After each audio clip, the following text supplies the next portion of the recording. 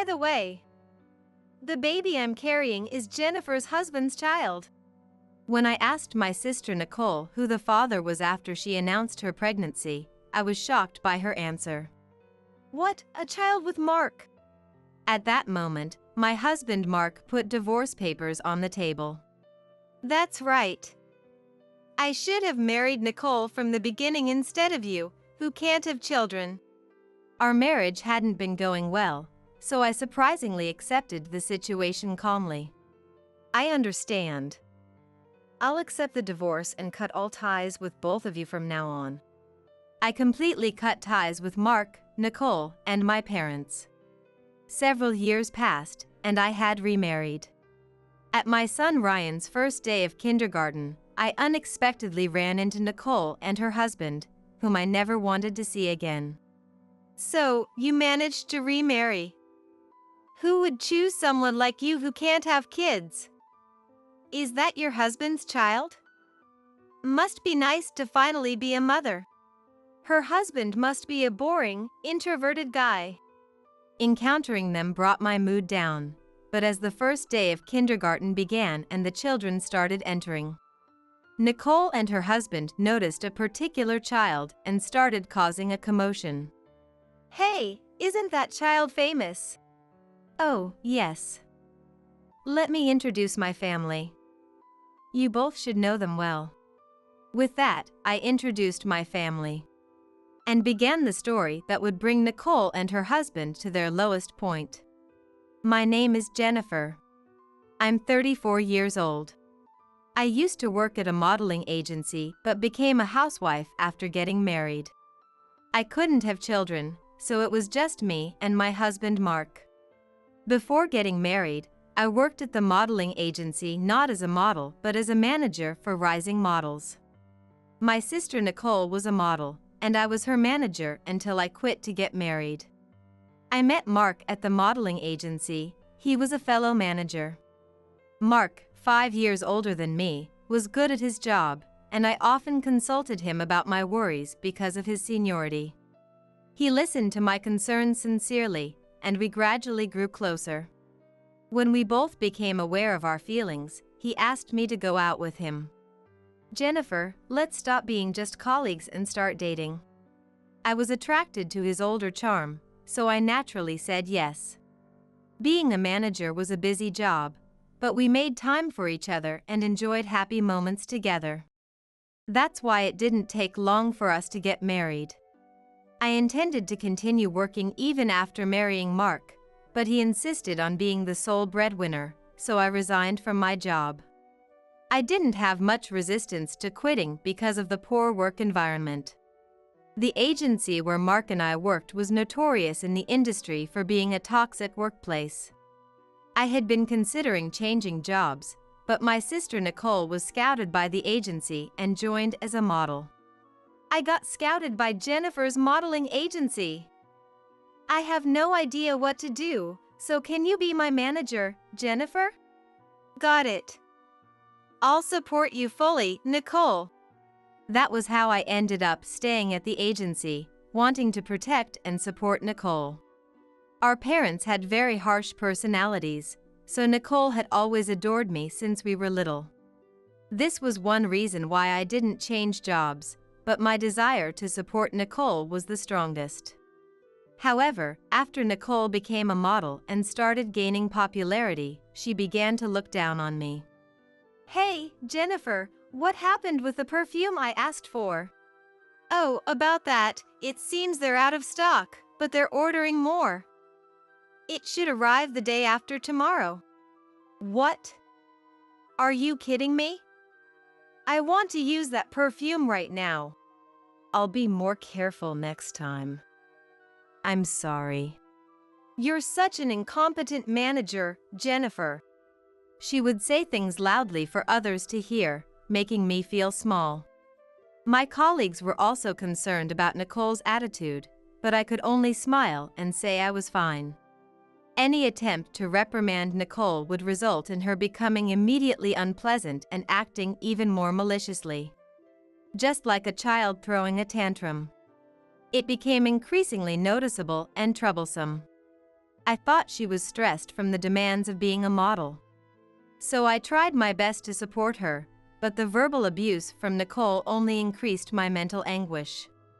When I married Mark, I was able to escape from that pain. Moreover, after I quit my job, Mark took over as Nicole's manager, alleviating many of my worries. Thus, I decided to focus on household chores to support Mark, who was now managing Nicole and supporting our family. However, our happy life didn't last long. 8 years into our marriage, Mark's work caused him to come home late, and the distance between us grew. Jennifer, you have an easy life, don't you? You're just a housewife staying at home. Why are you saying that all of a sudden? You don't have to say it like that. Because it's true, right? You're just lounging around at home. I do take care of the housework, you know. And you were the one who wanted me to become a housewife. That's because I thought you'd get pregnant soon. But there's no sign of that happening, so you could at least do more around the house, right? Mark would say what he wanted and then retreat to the bedroom, claiming he was tired. Recently, his attitude had become cold, possibly due to my inability to conceive. But what am I supposed to do about it? Every day, I see him off to work, clean the house, do the laundry, prepare dinner, and wait for him to come home. I want to have children with Mark too. Even if it means a late pregnancy, I believe I can raise a child with him. He blames me for not having kids, but isn't it because he's not making an effort? As his cold demeanor continued, I felt my love for him waning. One day, after finishing all the housework and taking a break for lunch, I received a call from Nicole. It was rare for her to call me. I wondered if something had happened. I answered the phone, having a split second to think. A skill I retained from my years as a manager. Hello? Nicole, what's up? It's rare for you to call. Oh, Jennifer. You're quick to answer the phone. Oh, right. I'm pregnant. What, pregnant? What does she mean? Nicole is pregnant? She's busy with work, and I didn't know she was seeing anyone. Mark never mentioned Nicole dating anyone either. I started to wonder how she ended up pregnant. But regardless of the father, Nicole is my important sister. That's great. Jennifer, you haven't been able to have kids, but I got pregnant. Poor Mark, right? No kids with you. That has nothing to do with this. I tried to genuinely congratulate her, but her tone seemed to mock me. Nicole's words clearly looked down on my inability to conceive, and her tone was filled with a sense of superiority. Anyway, congratulations on your pregnancy. It's going to be tough, but hang in there. Thanks. Look forward to a cute baby. Got it. Well, I still have chores to do. I bit my tongue and congratulated her despite her jibes, using housework as an excuse to end the call. While her pregnancy was genuinely good news, her attitude bothered me. I was curious about the father's identity but decided to continue my usual routine, realizing there was no point in dwelling on it. A few days later, I received an invitation from my family to a dinner party to celebrate Nicole's pregnancy. On the day of the celebration, I arrived at the venue alone. It was a high-end hotel. Feeling out of place, I explained the situation to a waiter who approached me, and he promptly guided me to the restaurant. Inside the upscale restaurant, Mark, Nicole, and our parents were engaged in a lively conversation.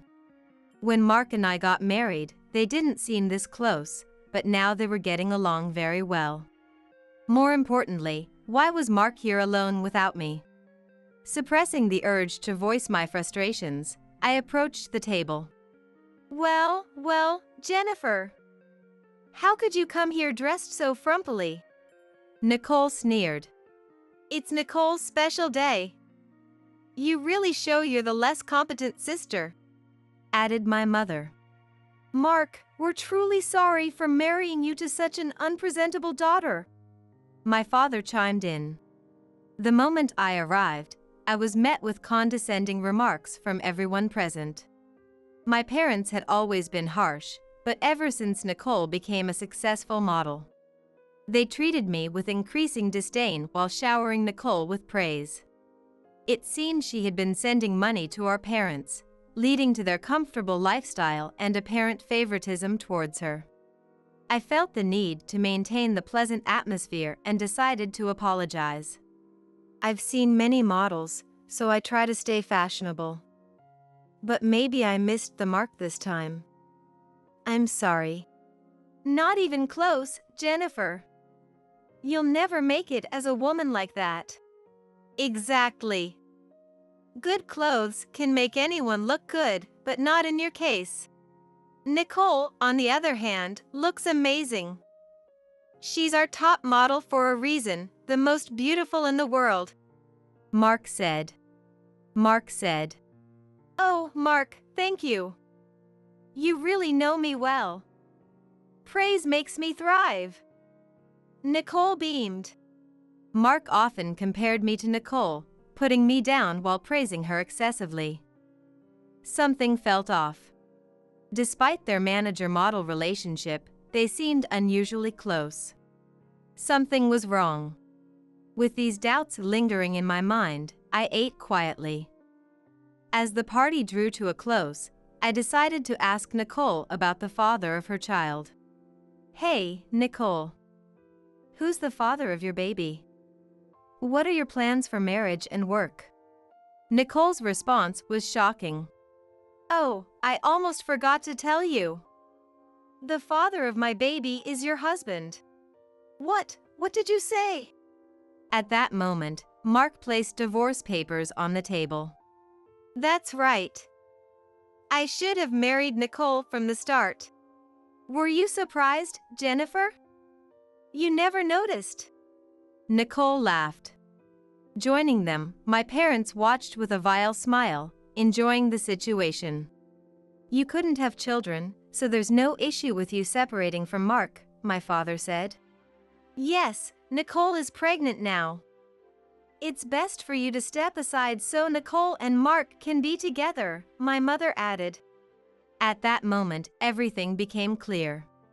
Recently, Mark's late returns and the close proximity between Nicole and Mark during dinner started to make sense. Given the already strained relationship between us, I found myself surprisingly calm and accepting of the situation. I see. Understood. I accept the divorce and will cut all ties with you from now on. With that, I took the divorce papers and left the restaurant.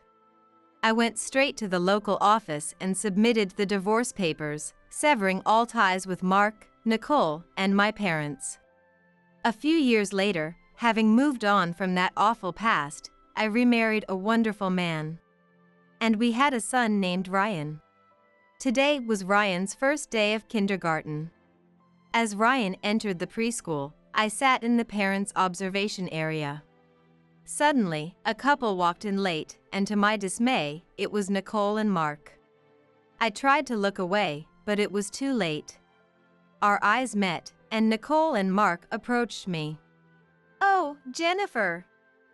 What a coincidence! Wait, do you have a child? Yes, I do.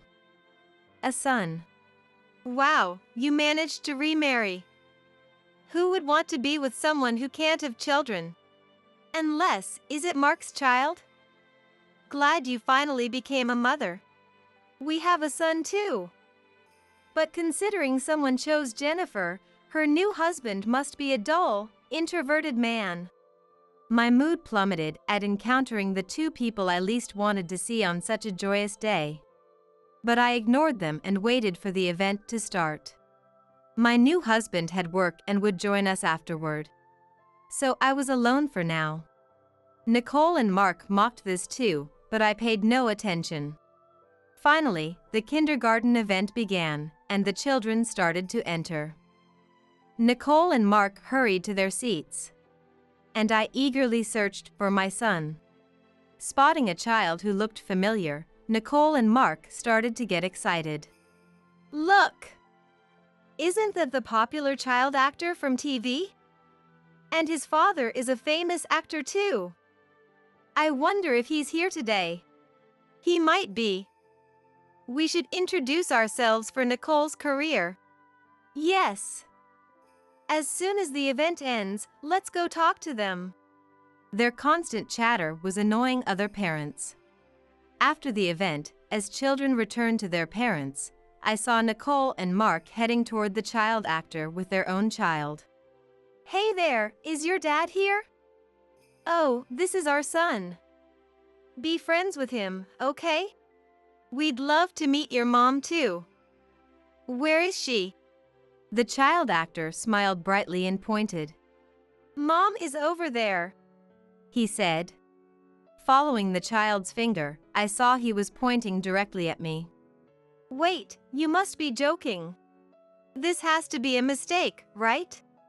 Ignoring the shocked expressions on Nicole and Mark's faces, my son, no, the child actor, ran over to me. Welcome back, Ryan. Mom, those people are scary. I know, but it's okay. Ryan whispered to me, clearly frightened. It made sense. He was just a small child, and the aggressive approach from strangers would naturally be terrifying. As I comforted my son, Nicole and Mark suddenly changed their tune and tried to cozy up to us. I can't believe Jennifer's child is that famous child actor, which means Jennifer's husband must be. No way! Well, I guess I underestimated you, Jennifer. We've had our differences, but let's stay on good terms from now on. What nonsense are you talking about? I've cut ties with you too. I have no intention of rekindling any relationship now. What? We're trying to be nice, and this is the thanks we get. Seriously, don't get too full of yourself just because we're trying to be friendly.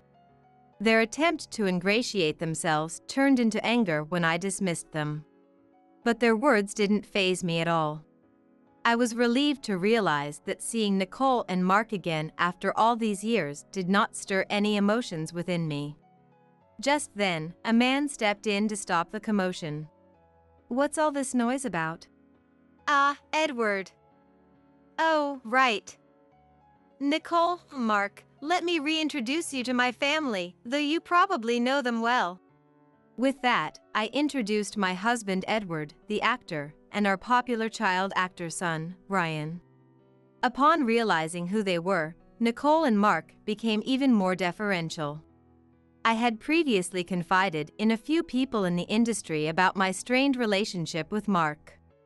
Among all the people in my life, my current husband, Edward, was particularly attentive and empathetic.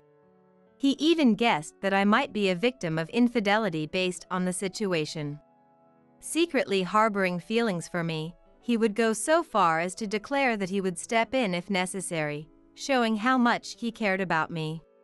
As it turned out, he was right, and the affair was eventually exposed.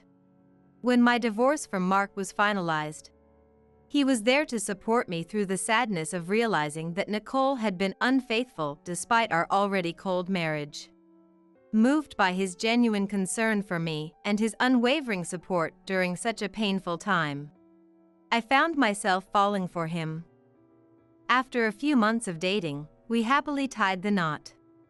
Our life together was wonderful, and I gave birth to Ryan, proving that I was not infertile as Mark had claimed. Understanding the situation, Edward addressed Nicole and Mark. I'm sorry, but could you two please come with me? Of course. We were just hoping to talk to you, Edward. Nicole and Mark, with their fake smiles, followed Edward to a more private area. Nicole and her husband mistakenly thought they would be heard out and followed Edward. I was curious to see how Edward would handle the situation, so I quietly followed them. Ahead, Edward was calmly and sternly reprimanding them in a low voice. It's truly disgraceful for adults to display such ugly behavior in front of children. What?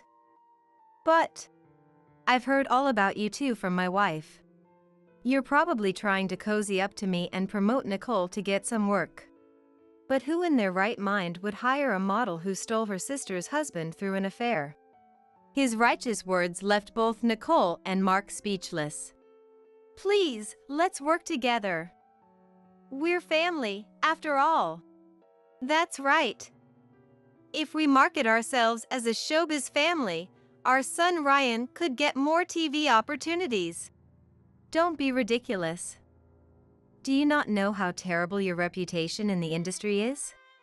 Not just for the affair, but for your arrogant attitude and language toward staff. There's no benefit in associating with you. Absolutely not. I refuse. Nicole's pride was deeply hurt, and she lashed out at Mark. Mark!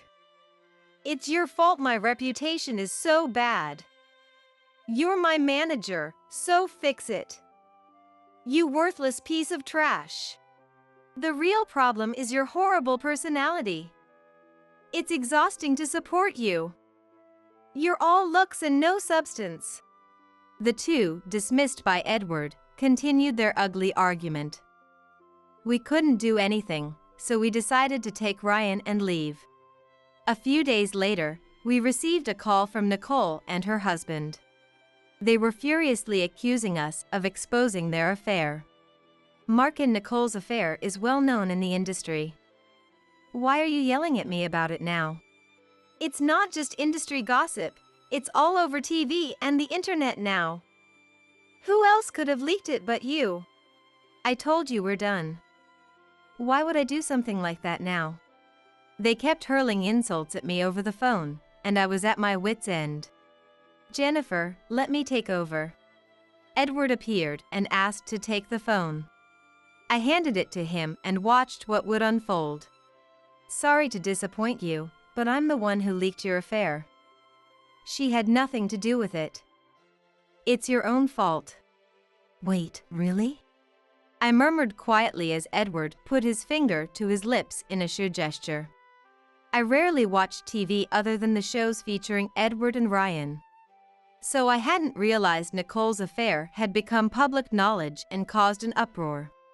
Edward had secretly taken revenge on Nicole and Mark, who had made my life miserable, by exposing their affair. With a tone suggesting they should reflect on their actions, Edward ended the call. However, the phone continued to ring incessantly, so we eventually decided to block their number. Since they didn't have Edward's number, blocking them meant no further contact from them. I felt a profound sense of relief, knowing we were truly free from their toxic influence. In the end, Nicole's scandal with her manager caused her to be shunned by the modeling, magazine, and TV industries. And Mark was also fired around the same time. Nicole had been plotting to get her child into her affiliated agency and turn them into a child actor, but this dream also faded due to the scandal. The preschool, aware of the affair-turned-marriage, allowed their child to enroll, believing the child was innocent. However, this led to rumors, and Nicole and her husband's standing in the preschool's Parents Association plummeted to the lowest level. Naturally, Edward took the lead in attending the parents' meetings to spare me from encountering Nicole and her husband. According to Edward, fortunately, their child was happily unaware of the situation and was enjoying preschool life.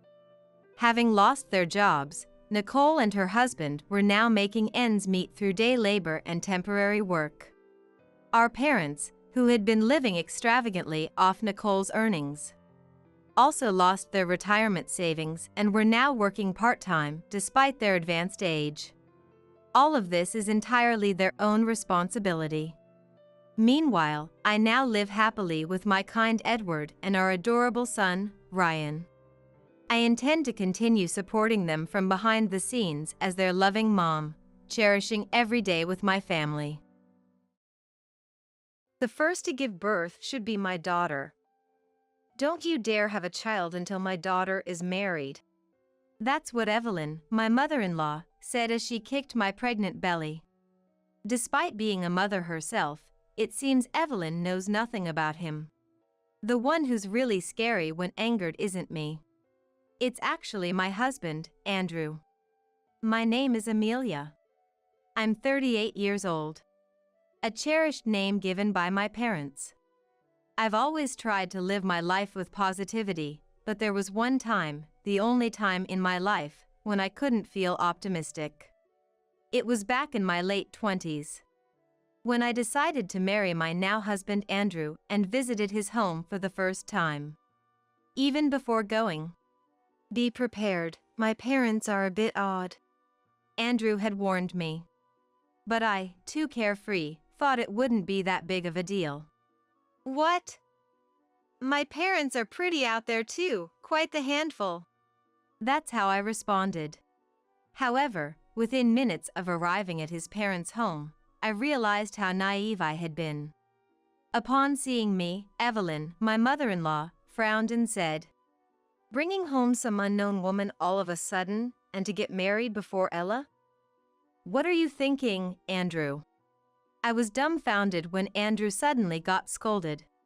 "If you keep saying that, I'll never be able to get married." And Andrew replied to Evelyn with a reluctant sigh. It turns out Evelyn had hoped that Ella, Andrew's sister, would marry before him. It's only natural for the firstborn to marry first. She had a strong fixation on this. It would make some sense if my sister-in-law Ella had a boyfriend or something. But she has barely left her room since middle school. According to Andrew, after Ella made fun of a friend's looks and turned her into a laughingstock, she herself got ostracized by her peers. She then declared, "People can't be trusted, they're the worst," and stopped going to school altogether. The problem lies with Evelyn and the late father-in-law, Samuel. They doted on Ella so much. "There's no need to go to a place with such horrible classmates. We'll support you for life." That they comforted her with. Ella took those words to heart, or rather, enjoyed them too much, and to this day, at 30, still receives an allowance from her parents, buying comics and games online to enjoy in her room. The only time she goes out is for anime events. Of course, the money for that also comes from her parents' wallets, and she doesn't work. What? What about living expenses? Of course, her parents pay for everything. Did Samuel's inheritance go to Ella? Apparently, the house caught fire several years before Samuel passed away, and most of the savings were used up in moving and other expenses. Evelyn, with hardly any assets left, refuses to work. She never gets out from her room. How Evelyn plans to continue taking care of Ella is a mystery. Anyway, Evelyn continues to spoil her. Since childhood, she doted on Ella and nearly neglected Andrew, who says, "If I wait for Ella to marry, I'll be more than just old, I'll be a skeleton." And so, Andrew had no intention of waiting for her marriage. Well, that's true. Evelyn was strongly opposed to our marriage, but Andrew had intended to marry regardless of opposition. He brought me home out of a sense of duty to report as an adult, not intending to listen to her complaints. Instead, "Well, that's the situation, so I'm getting married."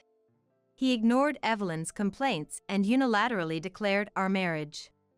Naturally, she vehemently refused to attend our wedding. "Don't worry, I wasn't planning on inviting you anyway." But Andrew also said. While I wondered if this was okay, I also felt that if we were to marry, there was no other way.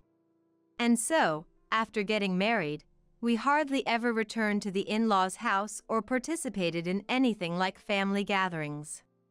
Evelyn herself doesn't seem to mind since she cares about Ella but not so much about Andrew.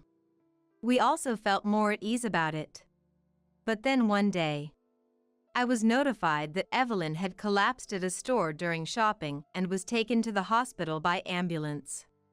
I tried calling the in-laws' house, registered as her home number on her mobile phone, but no one answered, and it seemed our home was listed as the next contact. There's no way Ella wouldn't be at the in-laws' house.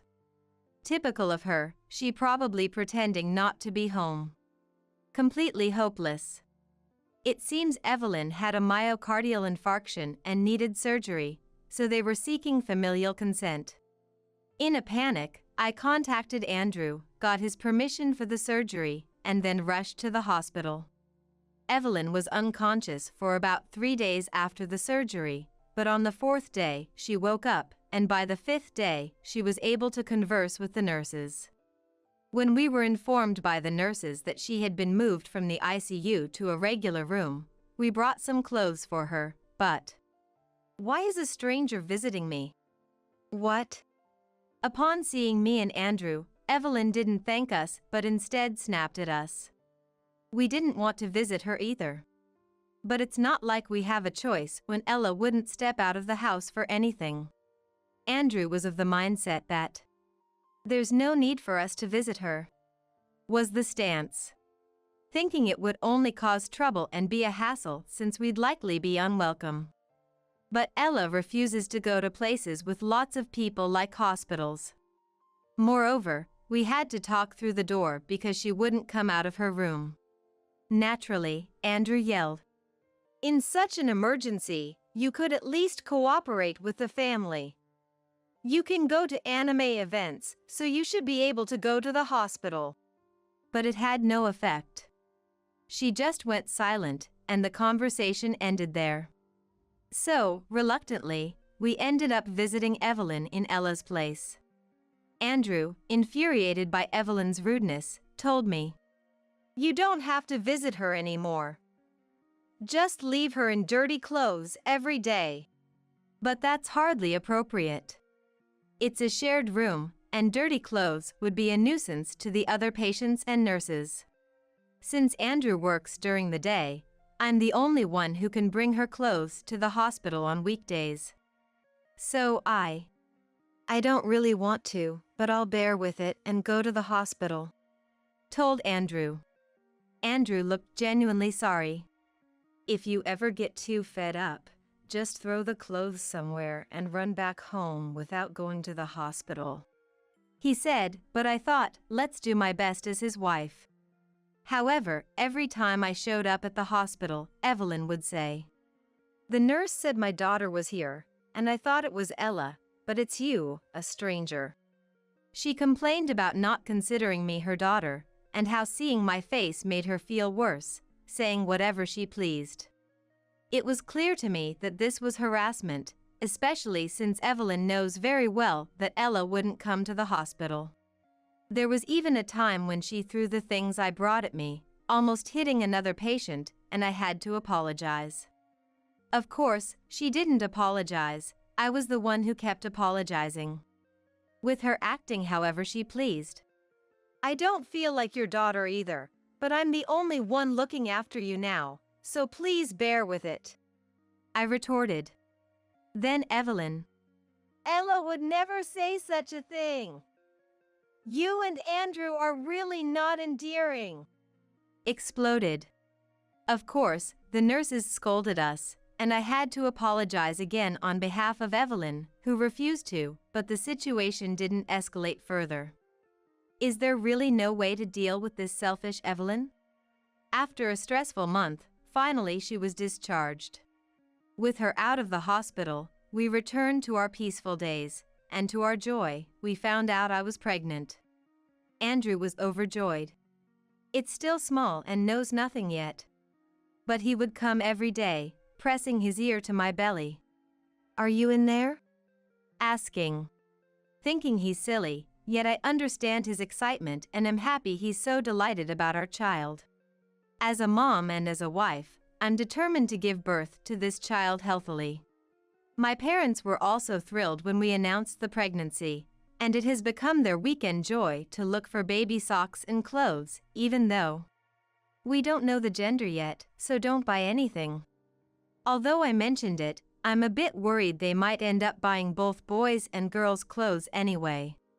In the midst of everyone being elated about the new life, we didn't tell Evelyn about the pregnancy. It was Andrew who said it would be better that way. Evelyn might start saying who knows what, being upset that her first grandchild would be my child, especially since we married before Ella. He seemed concerned about my mental well-being. I thought it might be better to report after the baby is safely born and things have settled down. Andrew believes even that isn't necessary, but I figured we'd just play it by ear depending on the situation at the time.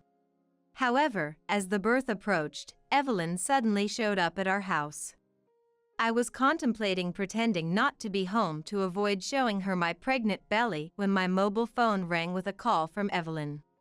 It seems she heard the ringtone through an open window, as it was summer. Evelyn raised. "Come out here, now." Her voice. I usually keep my phone on silent mode, so why did I have the sound on today of all days? Cursing my luck, it was too late to do anything. With Andrew not home, I reluctantly opened the front door, and Evelyn squeezed through the slightly opened door. "Why did you get pregnant?" As soon as she saw me, Evelyn exploded in anger. Not even glancing at my belly. It was as if she had known about my pregnancy from the start, leaving me dumbfounded. Then, "Some neighbor mentioned seeing you at the OB/GYN, congratulating me on Andrew's wife being pregnant. What's there to celebrate?" Evelyn fumed. So, she had learned of my pregnancy through someone else. Despite choosing a hospital far from the in-laws' house, she found out anyway. Seeing my slightly pale face, Evelyn said, "It seems you do feel somewhat guilty for getting pregnant before Ella." She gave a completely off-base response. "I don't feel even a shred of such guilt. You should know, the first child to be born should be Ella's. We don't need a child from someone as shameless as you who doesn't understand family hierarchy." Evelyn then suddenly kicked my belly. Unable to protect my belly completely, I crumpled to the ground from the shock and pain of the kick. What should I do? There's no severe pain, but I felt a flow of liquid in my lower body. As I tried to flee from Evelyn, she grabbed my collar. "Understand this? The first to give birth should be Ella. Don't you dare have a child until Ella is married. Give up on giving birth." Then she kicked me in the back. I felt an uncontrollable flow of liquid from deep within me. My water broke. Evelyn continued saying other things, but in my panic, I couldn't listen, focusing solely on the emergency. Her leaving seemed like I was admitting guilt in her eyes as she spat out. "Got it now? We don't need your child." And left. Snapping back to reality at the sound of the door closing, I didn't know what to do. First, I had to check on my baby, so I called the hospital with trembling hands, rushed into a cab, and headed there. Unfortunately, Andrew was on a business trip for 2 days. His supposed supervisor had been hospitalized due to an accident, and with a shortage of staff, Andrew had to go. He tried to refuse, citing his pregnant wife, but they wouldn't listen, and he complained about it. "It's okay. I can manage on my own for a couple of days. Don't worry and just go on your business trip." I reassured him, now feeling extremely vulnerable. Tears streamed down my face from anxiety as I called Andrew, sobbing and explaining the situation. "Understood. Work doesn't matter at this point.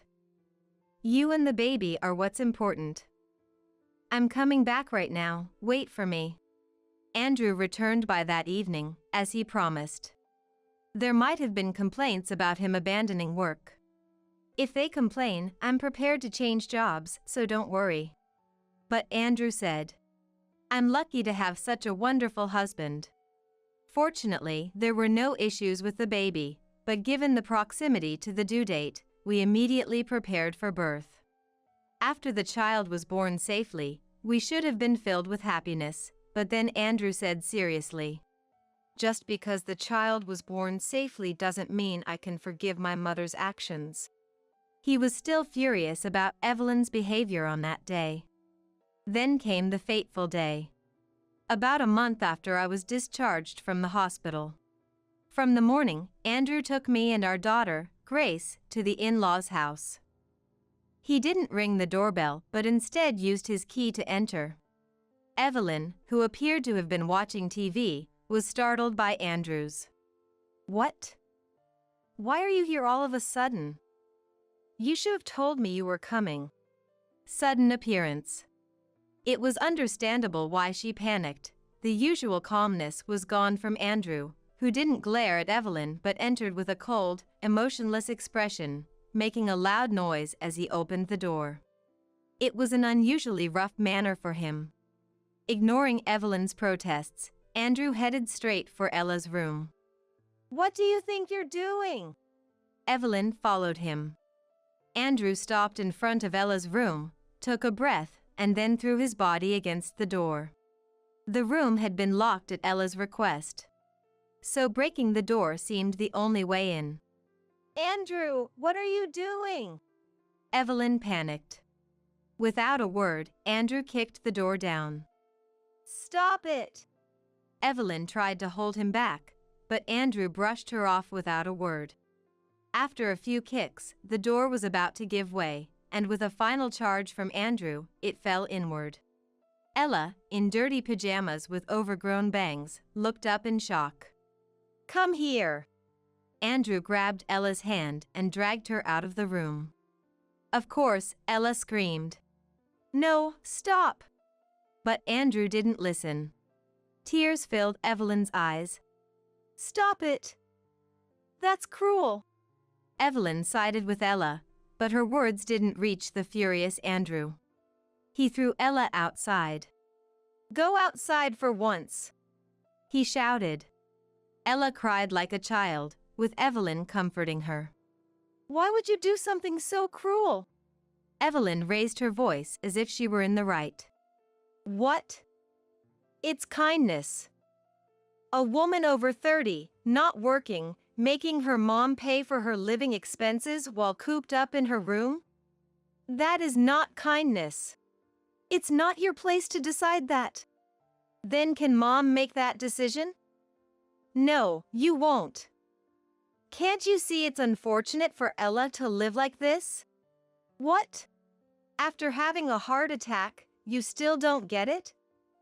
You won't live forever. Who will take care of Ella then? Someone who can't even look after herself. Will leave money behind. Your concern is unnecessary. Then who took care of mom's hospitalization? Ella just stayed home. Amelia did everything. She just did it because she wanted to. It's not my concern." "Yeah, but who will look after Ella if something happens to her?" "We won't. Or does mom plan to live another 100 or 200 years to take care of her? That's... And how is a woman who stays in her room going to get married? The first to give birth has to be Ella. Are you out of your mind?" Andrew's words were too rational, leaving Evelyn looking at him in shock. She probably never thought deeply about it, believing she'd always be there to protect Ella. "Excuse my frankness," I said, causing Evelyn to look at me with disdain. "If you and Samuel had properly guided Ella towards social reintegration, she might have already been married by now. But Samuel, now deceased, and you, allowed Ella to live without working, fulfilling all her desires, providing a life without hardships. She is now 30. It's almost too late for her to return to society, but postponing it further won't do her any favors.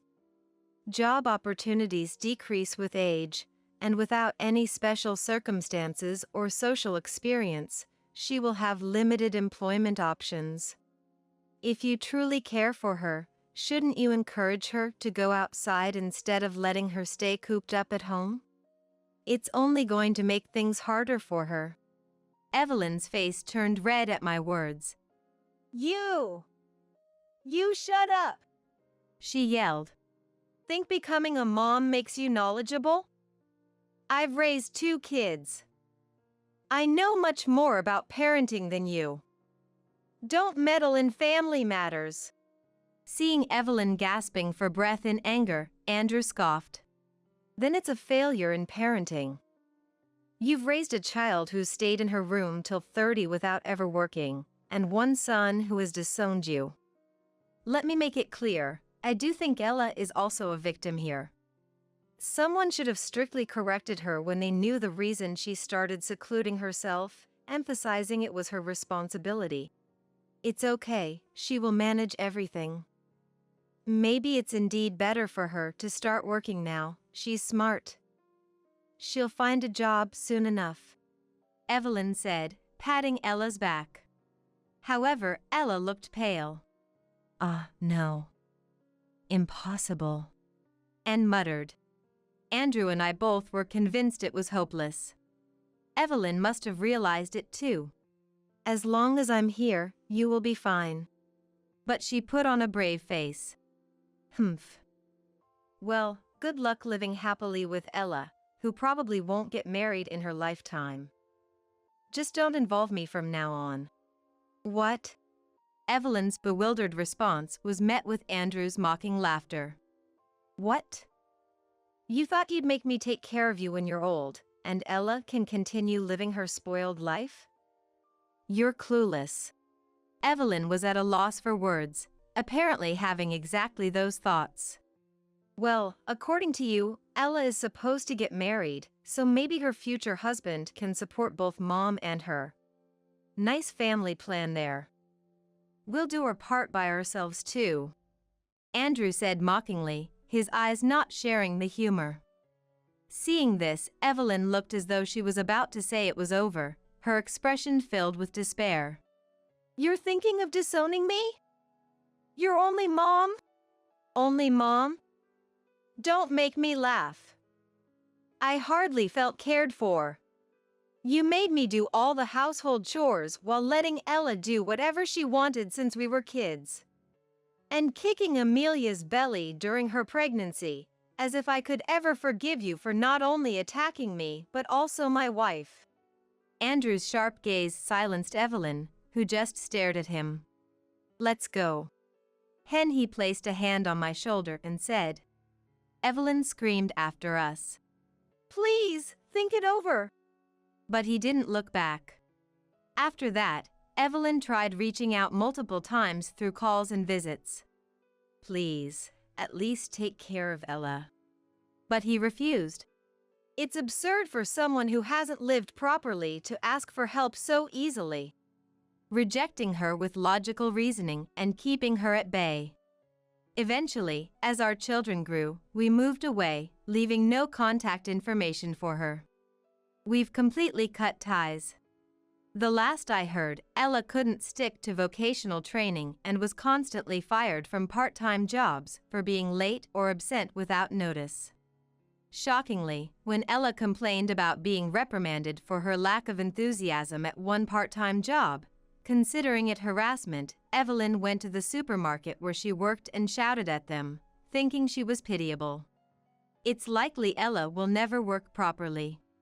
We need to make sure she doesn't depend on us in the future. Andrew and I agreed. The prospect of Ella living properly after Evelyn's gone is dubious, but thinking about it is too scary, so we try not to. Despite Evelyn's claims of leaving money and taking care of Ella for life, she ended up struggling financially. Even past 60, she worked part-time to support Ella. It should have been the other way around. It seems she finally realized she should have encouraged Ella to go out more, but it's too late. Evelyn feels the weight of having to carry Ella, who can't do anything for herself, for the rest of her life. As for me, after our first child, we quickly had a second one, and now we're a lively family of 5. Though I was worried at first, it turns out you can manage surprisingly well. Andrew helps with childcare and cooks 3 times a week. He might actually be better at cooking than me, and his repertoire of dishes seems to be larger than mine. He's also improved his baking skills, a hobby he started on his own, and recently, it's become common to see him in the kitchen with the kids on weekends. No matter how you look at it, he's a wonderful dad. However, it seems he's not good at cleaning. He's the type to clutter things up before realizing it, thinking if things are put together, they're tidy, and he struggles to decide what to throw away. So, I mainly handle the cleaning. It's nice that we can complement each other's weaknesses. Maybe it's because they see the way we live, but our children teach each other what they're good at, helping one another with their studies. Since no one can live alone, we need to support each other. I hope our family continues to support one another forever. I'm happy every day, surrounded by such a caring family. When I told my mill I was going back to my hometown to give birth. By all means, go back. I don't want to see your face. I was delighted from the bottom of my heart as I was waiting for those words. You won't have to see me anymore, rest assured. What? I am Emily, about to turn 28. My mother died from illness when I was only 2. Since my father, a busy man, ran a clothing company with a 100-year-old tradition, I was looked after by my grandmother as he worked. My father was very strict, and I lived my life just as he told me to. Perhaps because of that, I had never dated a man, but I had given up, thinking it was destiny. After graduating from college, I worked briefly as my father's secretary at his company, but he said it was hard for him to work together and forced me to quit. I didn't get a job after that, because my father strongly stated that I don't need to work. However, my friends from university got jobs and started dating and getting married one after another, so I wanted to work too. I told my father one night, "Dad, can I work?" "No." He said one word without asking for a reason. "Why not?" "Because you don't need to work. But I also need to go out into society and gain more experience." "Emily, don't talk back." "I'm not talking back. I'm not saying anything wrong. You should just stay home, Emily." "If you say that, I'll leave home. I'll leave home and go to work from there." "Emily, stop it." "No. I'm an adult. I won't always do as you say." I cried and left the place. Even in my room I cried for a long time. After a while, I called my friend from college, Lisa. "Can I come to your house now?" "Sure, but what's wrong? And can you go out at this time?" "I can't right now, but I'll figure it out. Can I stay at your place for a while?" Lisa's apartment was a luxury condominium gifted by her parents, boasting 3 rooms. "Seems like something's up." "That's fine, just be careful on your way here." Quietly, I pulled out my suitcase, packed my belongings and stealthily left the house so as not to alert my father. I left a note on my desk stating that I was going to stay with a friend. Once outside, I hailed a taxi and headed towards Lisa's apartment. Upon arriving at Lisa's apartment, I was greeted with my favorite coffee that she had prepared. "Thank you, Lisa." "What's going on, Emily?" I explained everything about the argument with my father and my subsequent departure from home. "That's awful, Emily. You've had no freedom at all." Her words brought tears to my eyes once again. "Until now, I did everything my father said and thinking it was normal. But suddenly, I've started craving my own freedom." "That's completely normal. It's strange that your father doesn't allow you to work. I'd like to meet many people and have a good time too." "So does your dad know you're here?" "I left a note saying I was going to a friend's place, but he doesn't know any of my friends. He might be frantically searching for you right now." "Maybe." "It's late now. Shall we go to bed?" "Yeah, I am really tired." Lisa prepared a separate room for me to sleep in. The next day, Lisa left for work. When I checked my phone, I saw about 10 missed calls from my dad. I felt sorry for him and sent him an email to assure him not to worry. In the evening, after Lisa finished work, she called me. I'm going out for a drink, why don't you join us? Having little experience with social drinking, I was excited about going out. When I arrived at the location Lisa mentioned, I found her waiting with two men. Sorry for keeping you waiting. So, who are these gentlemen? Pointing to the shorter man, Lisa said. This is my boyfriend. And the tall guy over there, he's single and ready to mingle. The tall man introduced himself with a refreshing smile. Nice to meet you. I'm Max, pleased to make your acquaintance. Oh, nice to meet you, I'm Emily.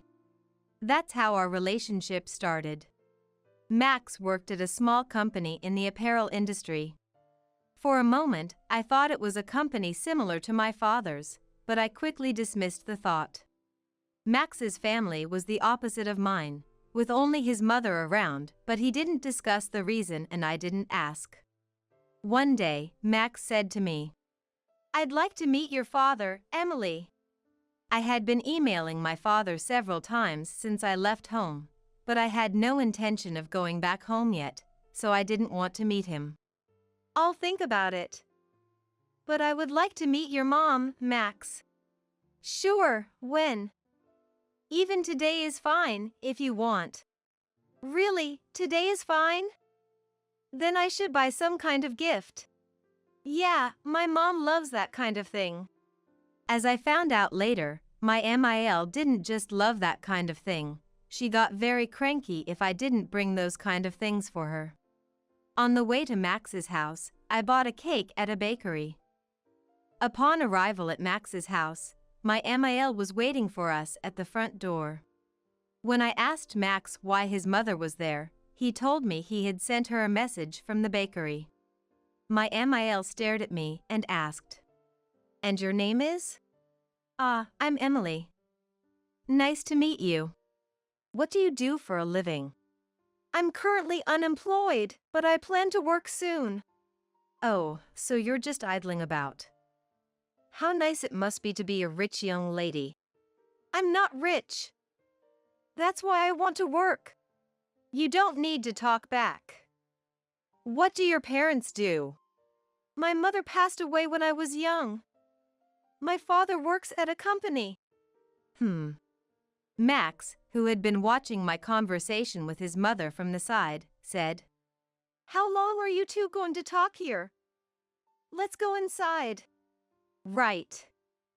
By the way, Max, did she bring anything? Surely she didn't come empty-handed? In a rush, I handed my MIL the paper bag containing the cake. This isn't much, but... Grabbing the bag almost violently from my hand, she peered inside and commented, I didn't really need anything, but I guess I'll take it. In the few minutes I had spent talking to my MIL, I had grown to despise her. And I felt sorry for anyone who had to call such a person MIL. Entering the living room, my MIL bombarded me with questions and I gave her only bland answers. Regardless, she continued to interrogate me relentlessly, almost as if I were a criminal suspect. Exhausted by the barrage of one-sided questions, I told Max the moment her line of questioning eased. Max, I think I should go soon. At that, my MIL's face turned red with anger. Do you really hate being with me that much? You've been giving half-hearted replies to my questions this whole time. Mom, please, calm down. Max, why on earth did you bring such a rude woman here? There must be better women out there. I snapped back at her. What about me is rude, exactly? If there's something I should improve, then tell me so I can work on it. That seemed to incense my MIL even further. You're quite cheeky, aren't you? All you have to do is answer my questions. I've been answering everything you've asked. You dislike me, don't you? I can see it in your face. I wanted to say yes, but I couldn't. I'm just tired and would like to go home. Well, aren't you audacious? I wonder what kind of education your parents gave you. They mustn't have been good parents. I would love to see what they look like. Hearing her badmouth my parents, I was overwhelmed with sadness and began to cry. Oh dear, now you're crying for sympathy. If you want to go home so badly, then go. It will be a breath of fresh air. Also, I'm going to feed this cake you brought to my dog, Charlie. But Charlie is quite a pampered pooch, so he might not eat such a cheap cake. Laughing, my MIL pointed at the cake I had bought. Mom, enough is enough. Max, you really have no eye for women. Max frowned at his mother's comment and retorted. Why are you always so argumentative? Can't you act more mature for once? Max shot back, causing his mother to lose her energy instantly. All I want is a good wife for you, Max. I get that, but I'm an adult too, you know. I'm not a kid anymore, so I can handle my own stuff. Hearing Max's words, his mother's eyes filled with tears, and she left the room. With a teary face, I decided to leave too, but Max followed me and apologized. Emily, I'm sorry for all the harsh words my mom said. She must be just jealous thinking that she's losing me to you. I'll talk to her about this, okay? Please don't let this discourage you from coming again. I'm really hurt by what your mother said about my parents, Max. I don't want to see your mother again. The moment I said that, a wave of sadness overwhelmed me, and I burst into tears, throwing myself into Max's arms. Max held me close and after a while, suggested, "How about we go somewhere now?" Barely nodding, I left the house with Max. Since Max didn't have a car, we took the train and got off at a station by the beach. We sat on a bench on the sandy beach, staring at the sea for a long time. 2 months passed since then. I found out that I was pregnant. When I consulted Max about it, he proposed. Let's get married. We don't have to have a ceremony, but we'll make it official. We can live in my house, okay? I don't make much at my job, so I can't afford to rent an apartment. I'll make sure to talk to my mom about not saying unnecessary things to you, Emily. Living with his mother wasn't ideal for me, but there was no other place to live. Okay, I'll try my best to get along with your mother. Thus, I ended up living with my MIL. Because I was getting married, I went back home to tell my father about it. He looked delighted when he saw me. It's good to see you looking well. I know we've been in touch, but it's been a while since I last saw you. I'm sorry, Dad. I have something important to tell you. My father's expression changed immediately. I told him about my encounter with Max, my pregnancy, and our plan to get married. My father listened silently. When I finished, he simply said, "Well, congratulations. Can't wait to meet my grandchild." His smile looked forced. Dad, thank you. I'm sorry for bringing such sorrow as a daughter, I said as tears flowed down my face. My dad was also crying. I expected him to be angry, but his gentle words hurt me even more. I ended up moving into my MIL's house. Lisa, who had been taking care of me ever since I left my home, said to me, "You better show me your cute baby's face soon." Yeah, of course. And you should get married soon, too. I want to get married soon too, but he just won't make up his mind. But I think it'll work out somehow. Let's go out for dinner together again. I planned to move on Sunday, but my MIL said it was a bad luck day, so I changed it to Saturday. The move was completed safely on Saturday morning. While the movers were carrying my belongings, my MIL just stood there, watching them. She was repeatedly told by the movers to step back because it was dangerous, but she wouldn't move. When the move was over, my MIL called me over and said, "You didn't give them what they're supposed to get, right?" I didn't understand. Huh? It seemed she misunderstood me pretending not to know, and she went away and handed something to the leader of the movers. Seeing that, I understood what she was saying but when she came back to me, she said, "Emily dear, it seemed like you didn't want to part with your money, so I gave it for you. Of course, you'll pay me back later." She then told me an absurd amount of money. It was way beyond what was generally considered reasonable, so I said, "You gave them that much? Oh dear, was that bad?" "It's not bad, but I think the amount was a little too much." It's the thought that counts in these situations. If you skimp, you'll be cursed. I'm not saying I'm skimping. I didn't say anything more because I knew it would lead to another argument. My MIL had this face saying, "I'm right no matter what you say." That's when Max showed up and said to my MIL, "Mom, what's up? What did you say to Emily?" "Just nothing." My MIL replied succinctly, then walked off. "You okay?" "I told her not to mess with you, you know." "Thanks." Deciding not to mention to Max that I almost had another argument with my MIL. I knew if I did, he might mention it to her, causing her to grow even more hostile towards me. After moving in, my MIL barely spoke to me, obviously avoiding me. There were even weeks where she wouldn't utter a word to me, and those days were bliss. One day, Max brought home some work documents in an envelope. It was marked with a company name, Star Textiles Inc., and that made me gasp. That was a name I had heard many times during my time working for my dad's company. They were one of our subcontractors. I asked Max, "Is this your company's envelope?" "Yeah, why?" "I was just wondering. I just realized that I didn't know much about your company." I didn't tell him that his company was a subcontractor to my father's. For some reason, I felt it was better not to say anything.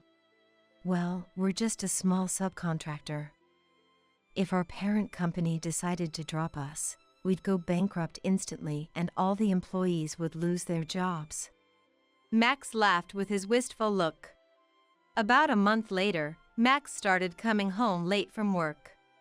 He also seemed down, so I asked him, "You've been coming home late recently. Is something wrong? You don't seem yourself."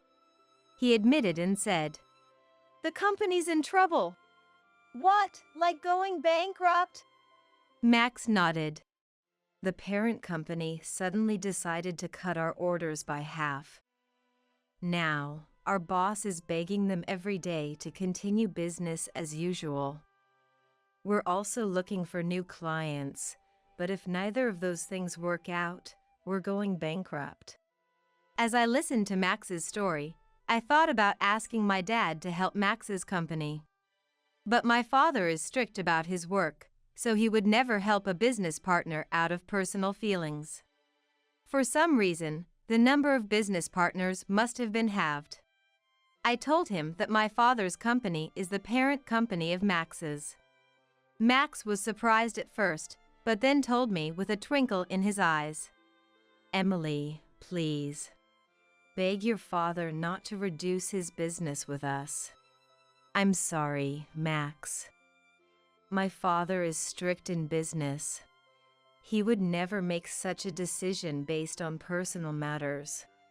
Could you at least try, Emily? It won't help." As I said this, Max got down on his knees before me. "Please, I beg you." "Stop it, Max, don't do this. I'll talk to my father, but I know it won't make a difference." As Max raised his head, tears of relief streamed down his face. That night, I called my father and explained Max's desperate plea. "So, the company Max works for is Star Textiles. I guess I have to help them then." I was surprised. I had expected my father, with his strict business mindset, to refuse outright. But I have two conditions. First, I will continue to do business with Star Textiles as before, but I want Max to leave that company and work for mine. Second, you and Max will move in with me. Is that acceptable? So, you're saying Max should transfer to your company? I'll talk to him about that. But why do you want us to live with you? My father answered, sounding a bit uncomfortable. I just want my daughter close by. Okay. But why did you decide to reduce your dealings with Star Textiles in the first place? A new company approached us with a very attractive proposal, so we decided to do business with them. But after some research, we found that they have a history of breaking promises, so we were planning to call off the deal. So, even if I hadn't asked, Star Textiles would have been fine? Maybe. My father laughed, and I couldn't help but laugh too. After hanging up, I immediately relayed the conditions my father had proposed to Max. He was relieved that Star Textiles was no longer in jeopardy, but he seemed hesitant about moving to my father's company. It's hard for me to consider working for your father's company, Emily. I've always worked hard at Star Textiles, and I have a lot of good colleagues. I'll tell my father what you said. I called my father again, and when I relayed what Max had said, my father responded. He indeed said that, huh? He's a responsible, good man. Got it. He can keep doing his best at Star Textiles. But I'm not backing down about you guys moving into my house. Hee, understood. After the phone call, Max was overjoyed when I told him what my dad had said. I told Max, just remember, don't let your mother know about my father's company. If she finds out, she'll start nagging again. Right, got it. Several weeks later, I decided to go back home for the birth of our child. Even though it's just my father and elderly grandmother at home, it's way better than being taken care of by my MIL. I waited until my MIL was having her afternoon tea in the living room, and I approached her. MIL, about my childbirth, I've decided to go back home. It's just my dad and my grandmother, but my grandma is still very active and full of energy. When I said this, my MIL looked at me with hateful eyes and said, by all means, go back. I don't want to see your face. I didn't feel anything when my MIL said this, as I had anticipated it. You won't have to see me anymore, so rest easy. What? I mean, I won't be coming back here anymore.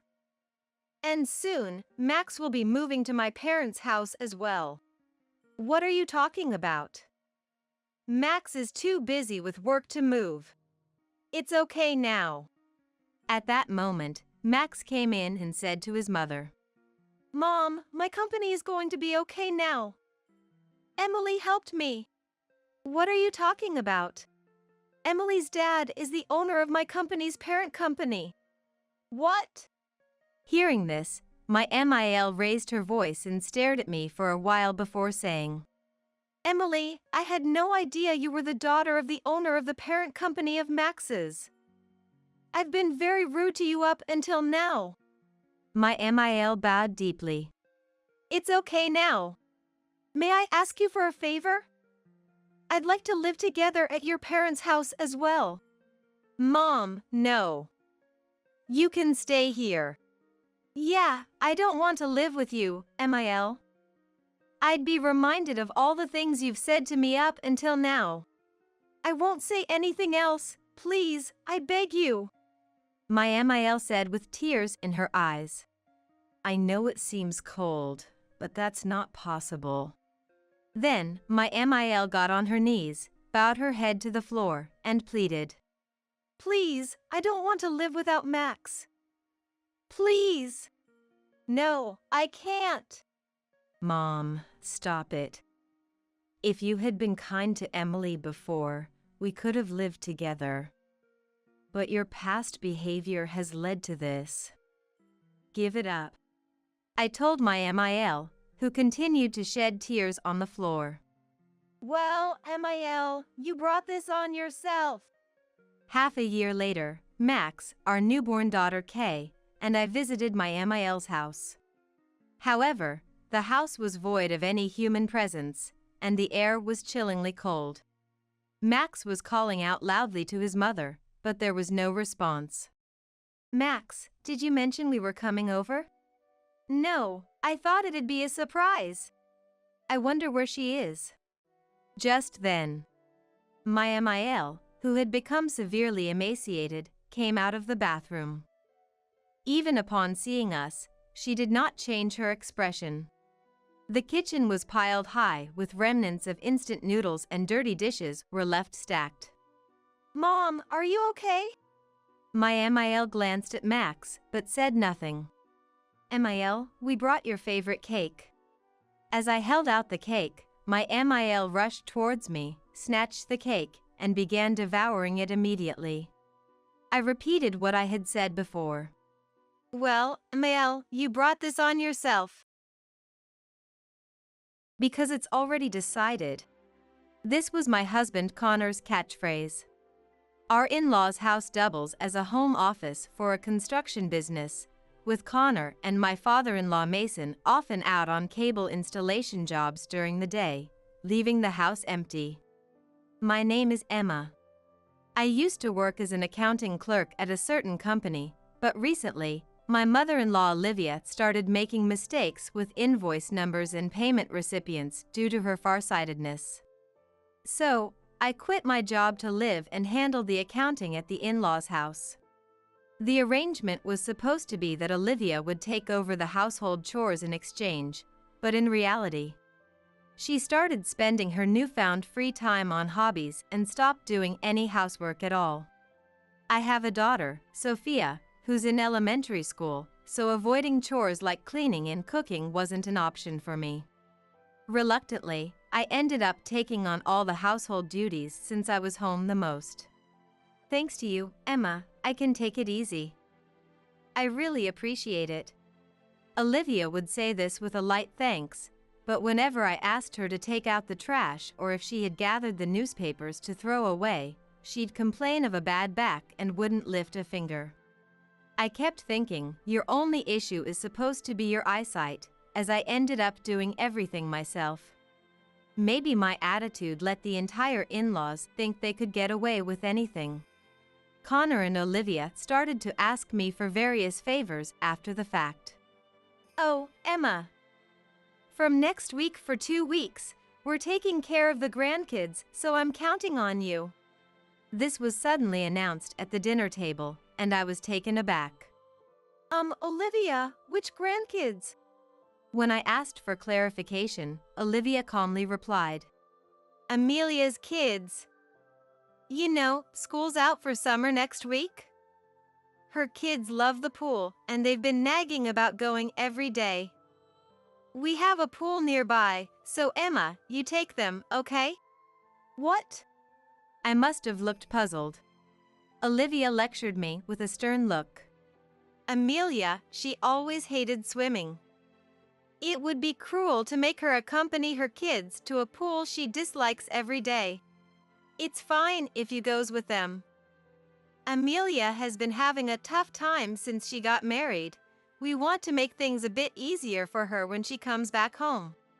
I was irked at being inconvenienced, but thought that if my sister-in-law Amelia was coming, maybe having her clean or cook occasionally would lighten my load a bit.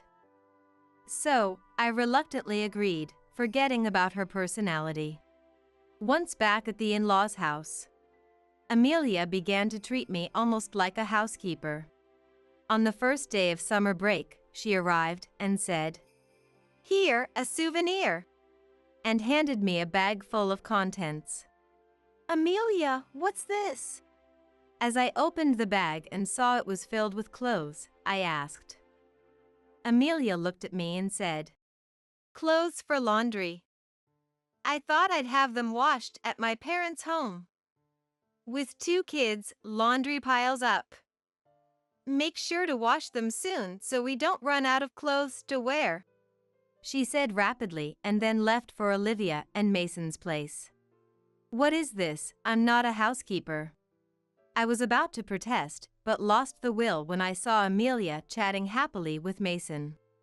I figured any complaints would just be defended by Olivia. I thought, it's just for 2 weeks, I can endure it, but never imagined Connor would betray me too. As I scrambled with the breakfast preparations for the suddenly increased number of people, the doorbell rang early in the morning. Wondering who could it be this early, I went to the door and found my brother-in-law Matthew and his wife Charlotte, with their son Liam in tow. Without a greeting, Charlotte pushed Liam forward and said, "So, we'll be leaving him with you for 2 weeks. We're off to the sea for diving, so we might be hard to reach by phone. Just text us if you need anything." Leaving Liam behind, Matthew and Charlotte made to leave, but I hurriedly stopped them. What do you mean, leaving him with me? I haven't been informed about this."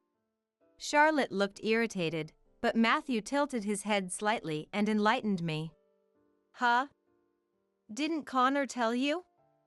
Amelia's dropping off her kids, and he suggested your place too. I was worried it'd be too much trouble, but Connor said having 2 or 3 makes no difference." I blurted out in frustration. "There's no way that's okay. It's troubling to have you show up unannounced like this." Then, from behind, a voice said, "Ah, they're here. Good. Leave Liam here. In return, bring back some liquor as a souvenir." Connor didn't look at me, only speaking to Matthew and Charlotte. Matthew and Charlotte, ignoring me just the same, started speaking. "We appreciate it. You can count on Connor. Thanks in advance," Charlotte said in a sweet voice, then Matthew. "Connor does love his liquor. Thanks, we'll leave it to you." Laughed, waved his hand, and quickly got into the car and drove off. Connor, fond of liquor, seemed to have agreed to take Liam in exchange for some. Shocked by the situation, I forgot Liam was there and couldn't help but confront Connor. "Hey, what's this about? Why did you tell Matthew we could take him without asking?" But Connor seemed genuinely clueless about why I was angry. "Why are you so mad? It doesn't make a difference whether it's 3 kids or 4. Sophia will be happy to have plenty of playmates during summer break." He was saying this as if 3 active boys and the quiet Sophia could play together as equals. There was much I wanted to say, but seeing Liam standing there, looking forlornly in the direction Matthew and Charlotte had gone, I couldn't bring myself to complain any further. Connor, wanting to avoid further discussion, "It's already decided," said curtly and went inside the house. Reluctantly, I took Liam by the hand and welcomed him into the in-laws' house. The 2 weeks taking care of 3 nephews were hellish. From morning to night, I was in the kitchen, trying to satisfy the appetites of growing boys. I tried several times to get Amelia to take over, but she refused to budge from in front of the TV. If I persisted, I ended up being scolded by Olivia. "Amelia is always exhausted from taking care of her 2 boys. Let her be treated as a guest while she's here." Mason and Connor nodded along with Olivia's words, leaving me without allies. But Amelia's kids were brothers, so they managed to entertain themselves, which was somewhat of a relief. The real trouble was Matthew's son, Liam. Liam, envious of Amelia's kids for having their mom around, didn't dare act up because they were older and would retaliate. Presumably with that in mind, Liam started taking out his frustration on Sophia in secret.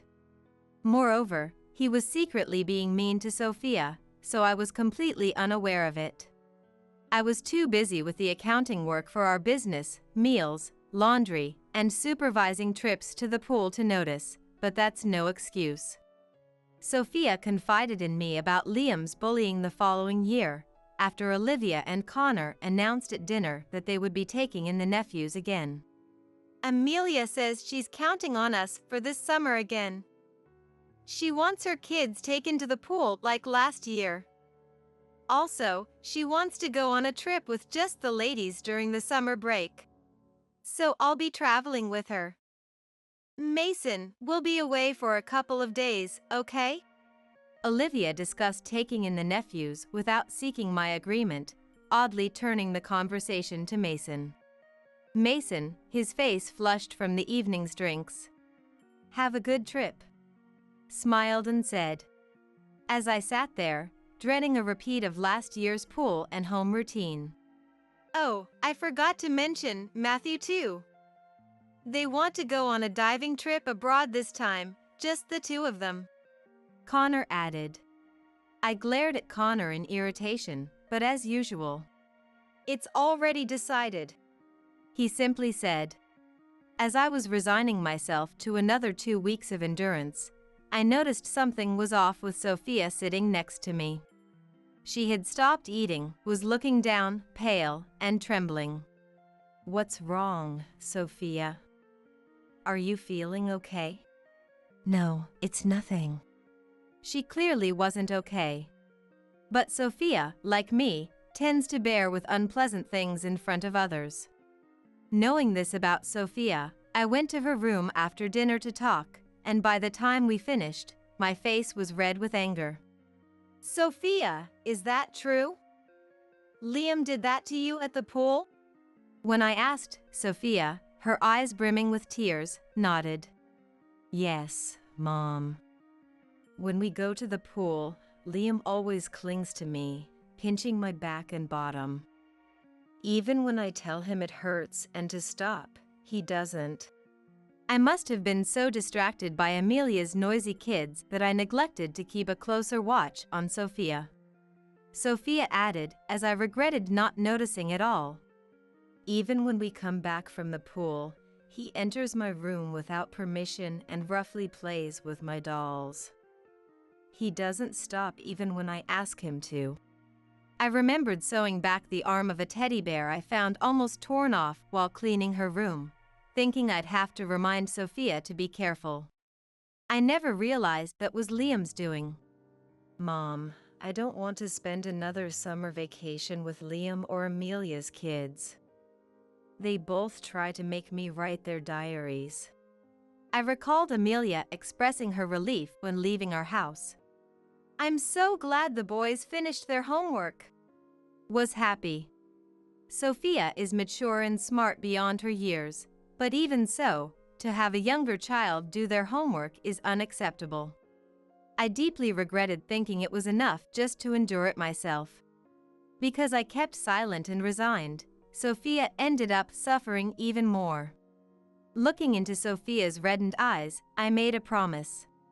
This summer vacation, I won't let Liam or Amelia's kids hurt you ever again. Trust me, okay? Hugging Sophia, I resolved to protect her this time for sure. Connor, with his habit of saying it's already decided, was unreliable. With that in mind, I made a call, hoping for help. And on the day before summer vacation, Sophia and I quietly packed and called a cab right after breakfast. Oh. A cab? How odd, did Amelia and the others arrive a day early? Olivia wondered aloud, to which I cheerfully responded. That was me who called it. This summer, Sophia and I decided to spend at my parents' home. So, that's that. As Sophia and I headed for the door, a flustered Connor chased after us. Emma, what are you doing? Who's going to look after the nephews when they arrive? You took them in last year, why change your mind now? Frustrated, I retorted. You say took them in, but it was after the fact, wasn't it? I never agreed to it. To Connor's complaints, I had only one thing to say. We're spending it at my parents' home. It's already decided. With that, we quickly got into the cab and headed straight for my parents' home. My parents welcomed Sophia and me warmly. Sophia, glad you could come. I made pudding, want some? My mom offered, and my dad added. Sophia prefers chips over pudding, right? How about going to buy some with Grandpa? He tries to take her out with a sweet face. Olivia and Mason, who doted on the nephews, made Sophia feel cherished for the first time in a while. After she went to bed, I explained the whole situation to my parents. I had briefed them when I decided we'd return to my parents' home, but now I felt the need to share everything to ensure they'd be on our side if Olivia or Connor tried to take us back. The guilt of not noticing Sophia's suffering spilled over as I talked. Emma, don't be so hard on yourself. It's understandable you didn't notice with all the care you were providing to those boys every day. Mom comforted me, but Dad's reaction was different.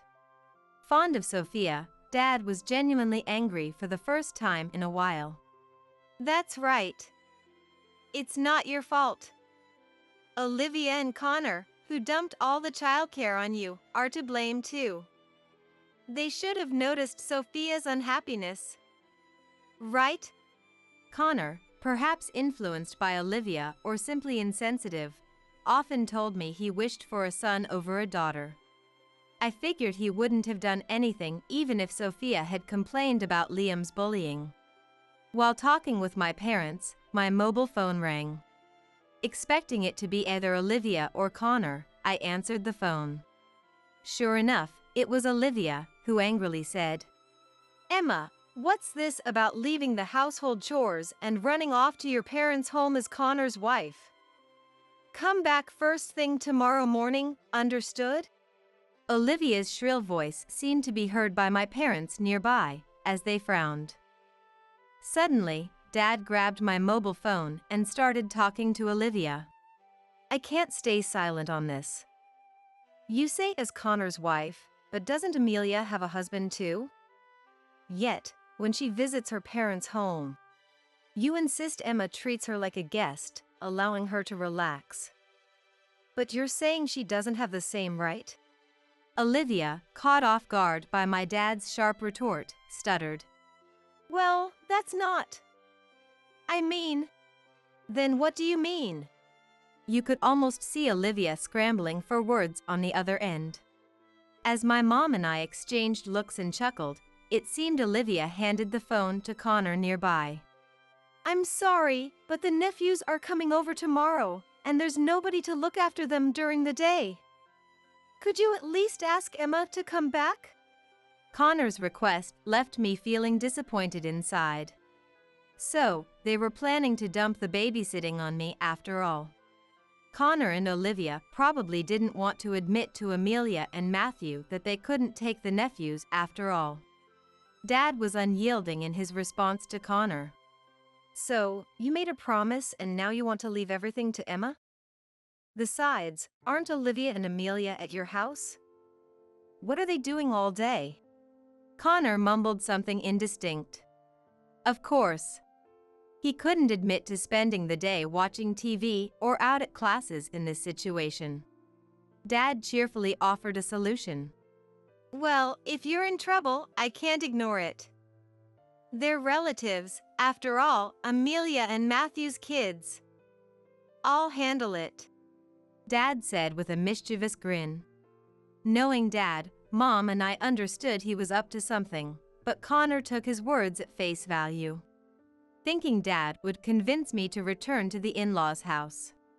Thank you, please do, Connor repeated before hanging up. The rest of the story comes from what Dad told us about his 2 weeks at the in-laws' house. Dad showed up early in the morning at the in-laws' house, claiming to be my replacement, and got everyone up for morning exercises. Dad was a former middle school PE teacher, known for handling students with tough behavior, leading both physical education and disciplinary actions for years. With a stern face and a commanding voice, Dad had Mason and Connor following orders, trembling. Even when Amelia and Matthew arrived, Dad didn't flinch, lining the kids up in the yard for exercise. Charlotte tried to complain, but Dad loudly proclaimed, "What business do you have leaving children behind for an overseas trip?" His voice echoed so loudly that she quickly left, probably worried about the neighbors' opinions. After ordering Olivia to make breakfast, Dad took the children to the park for a 2 kilometers run. Coaxing reluctant kids, "If you don't do this, I won't take you to the pool," Dad said, and he reluctantly ran. "You have a growing child, so you should include more vegetables and protein." And making sure they ate everything without complaints. Connor and Mason didn't defend Olivia but quietly ate and seemed to rush off to work. While gathering the kids for homework, telling Amelia to clean and do laundry. "Why do you have to come to your parents' home and do that? It's not a joke." Amelia refused and complained to Dad, saying, letting the kids catch bugs at the park after a run. And how leaving sweaty, muddy clothes and bug eggs around would invite trouble. Bug-hating Amelia screamed and went to get the vacuum. This way, Dad seemed to be training the in-laws hard. Starting the morning with exercise, studying in the cool morning, not allowing playtime in the pool but making them do laps, improving all the kids' swimming times. Liam had no time for mischief, focusing solely on swimming. After summer, the kids were tanned and looked sharp, while all adults were worn out. During summer, I ignored SOS messages from Connor, not replying because they didn't reflect on their actions. Only asking for Dad to leave or for me to return for their convenience. Since the parents said it's okay to stay at the parents' home indefinitely, I decided not to return to the in-laws' house to protect Sophia's smile. I hope Connor realizes his mistakes soon, but if not, divorce is the only option. Fortunately, my former workplace has contacted me about returning, so supporting Sophia alone after divorce won't be an issue. Looking at Sophia playing with the parents, I felt it was good not to endure this summer. My name is Scarlett. While jogging around the neighborhood, I witnessed Mom scattering ashes from an urn with my name on it, calling out my name. Currently living with my Aunt Hannah due to various reasons. I had grievances against Mom but chose peace over revenge. However, seeing Mom cry out, "Why did God take Scarlett away?" brought back painful memories, prompting me to appear before her. Relatives looked shocked, and Mom turned pale, mumbling in confusion since they thought I was dead. What? In confusion. Because here I am, alive and well, when she thought I was gone. To Mom, I said, "Are you doing all this just to get attention and sympathy from people? Or wait, this bone is fake, right? It's because of stuff like this that you ended up in jail and yet you never learn." And with that, I walked away, leaving her behind. Behind me, I could hear Mom being grilled by relatives. "Scarlett is alive, isn't she? What's going on?" I thought she was always sick, but she looked so healthy. It felt incredibly satisfying. The old mom used to take me to cute cafes in popular parks, dress me in cute clothes, and do my hair in cute styles.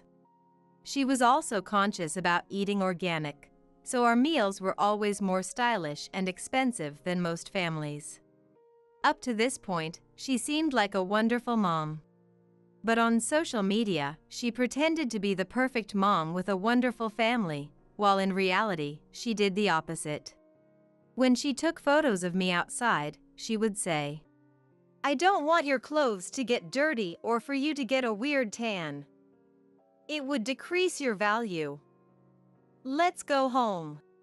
She forced me home. When we went to a cafe, after taking a photo of me with a cake, she'd say, "Eating something so high in calories will make you obese." And we'd leave without eating the cake she ordered. At home, she'd pretend we were eating organic by transferring supermarket deli food into fancy dishes and posting it as homemade. Dad couldn't stand her obsession with social media and disappeared when I was young, leaving me in a fatherless home. Mom was supposed to be a housewife on social media, but in reality, she was juggling several part-time jobs. Still, she clung to living in a fancy high-rise apartment for the likes of social media, making me struggle daily for food. While she played the role of a kind mom online, away from the camera, our home was a mess, and she hardly took care of me or the house. When I tried to talk to her because I wanted her attention, she'd say, "I'm busy with social media now. Don't talk to me. Actually, don't come near me. It's creepy." She treated me like a nuisance. Back then, I just wanted her praise, turning myself into a doll for her social media. Living like this, I was quickly pointed out at my school's health examination for being too small. It made sense since the most nutrition I got was from school lunches, given the lack of decent meals at home. Mom and I had to see a nutritionist. Where she? To be honest, I've been hiding this from the school, but Scarlett has always been frail. She once was hospitalized for a heart condition, then developed asthma. It was tough. She's only just started to move around recently, so could we maybe watch her condition a bit longer? Tearfully claimed. For the record, I've never had heart disease or asthma, nor was I particularly sickly. But the nutritionist, seeing Mom's tears, believed every word. "That must have been hard for you." And with sympathy, she spoke kindly to Mom. At that moment, while Mom was covering her face with her hands and sobbing, to me, it looked like she was clearly laughing. Looking back, she probably felt good about being seen as a diligent mother nursing her sick daughter by the nutritionist. After that, Mom started doing various things to make me sick. Not feeding me was just the beginning. She would douse me in cold water while I was naked, pull out my hair, and keep me from sleeping to weaken my body. Despite my pleas to stop, Mom would say, "You just need to do as I say. Not listening makes you a bad child," and inflicted violence where it couldn't be seen. On social media, Mom began playing the role of the unfortunate mother with a sick daughter, saying, "My daughter has an unidentified illness. I'm doing everything I can for her, but she's not getting better," and started asking for donations to help me. After the donations apparently went well, Mom quit her job one day. During the day, she clung to me. "You're sick. It's an incurable disease," chanting. Naturally, I couldn't go to school anymore, and that's when I truly felt my life was in danger. The one who saved me was Hannah. Hannah had always been worried about Mom's addiction to social media. So, she often admonished Mom, saying, "Stop just trying to look good on social media, and take a good look at Scarlett." But Mom never accepted Hannah's words. Just in case, Hannah kept an eye on Mom's social media. When she saw a post about me having a strange illness, Hannah contacted Mom. "Is Scarlett okay? I want to visit her," saying. "But Mom, don't come over, it would be a nuisance. Scarlett has a disease that gets worse if she meets anyone other than me," replied to Hannah. Afterward, feeling something was off, Hannah decided to visit our house. When Hannah arrived, it happened to be when Mom was out shopping. Though Mom had told me never to answer the door even if the bell rang, I couldn't help but cry out from my bed when I knew it was Hannah. "I'm hungry, help me," shouting. Hearing that, Hannah instructed me to unlock the door, so I desperately unlocked the front door. Seeing my condition, Hannah was in tears and speechless. After all, I was extremely thin from being fed very little by Mom, hadn't been allowed to shower, and wasn't even allowed to go to the toilet, so I was in diapers. Shocked by the bizarre scene, Hannah immediately called the police and an ambulance. Later, as I was being taken to the hospital by the ambulance, Mom returned from shopping and tried to take me back, saying, "Give Scarlett back. I need her. She's sick. She needs to be cared for at home, not at the hospital." But she was restrained by the police who arrived later. Afterwards, hospital tests revealed severe malnutrition and several broken ribs. Conversely, none of the incurable diseases Mom had mentioned on social media were found. Since then, I hadn't seen Mom. I remember bursting into tears from the emotion of eating a proper meal for the first time in a long time at the hospital. Continuing with meals and rehabilitation, I was discharged from the hospital. When I was discharged, it wasn't Mom who came to pick me up, but Hannah. Since then, I've been living with Hannah, her husband, and their children.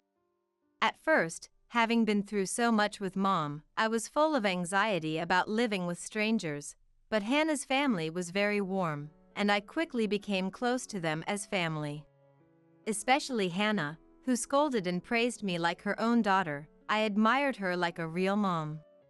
But sometimes, I wondered how Mom was doing, yet I couldn't bring myself to ask. Remembering her would bring back too many memories and nearly send me into a panic. Hannah never talked to me about Mom either, so before I knew it, about 10 years had passed. When I got into the university I had hoped for and was about to start living on my own, I finally mustered the courage to ask Hannah about Mom. Hannah was a bit surprised when I asked about Mom, but then she didn't hide what had happened to her. Mom was taken away by the police for not feeding me and likely causing my fractures through violence. Later, she was charged with assault and other crimes and ended up in prison for about 3 years. At first, "When I get out, I'll live with Scarlett again. We'll be happy this time," she said. But while in prison, she fell in love with a male guard, it seems, and said, "I've found new happiness. Scarlett will just be in the way now, so I'll give her up," and relinquished her parental rights. So when Mom was released, she disappeared without coming to pick me up. Thanks to that, even after Mom was released, I could continue to stay with Hannah. Of course, I felt hatred towards Mom, but more than that, I decided it was better to enjoy my life now with Hannah and her family, who saved me, and I stopped bringing up Mom. Years into my university studies, living with my feelings towards Mom sealed away, I encountered the scene mentioned earlier. Remembering my resentment towards Mom, I couldn't help but speak up. I'm surprised I didn't lash out physically. Mom's relatives knew what she had done to me, so the relatives I encountered with Mom earlier were from my disappeared dad's side. The relatives seemed to not recognize me at first when I spoke to Mom. But I have a birthmark on my forehead that's usually covered by my bangs. When I showed it, the relatives who knew me realized immediately that I was Scarlett. I don't know whose bone Mom had, but I decided I didn't want any further involvement with her. A few days later, Dad's relatives contacted Hannah's house, asking if she knew Mom's whereabouts. Naturally, Hannah didn't know where Mom was and said so, but at that time, she was told about Mom's recent strange behavior by the relatives.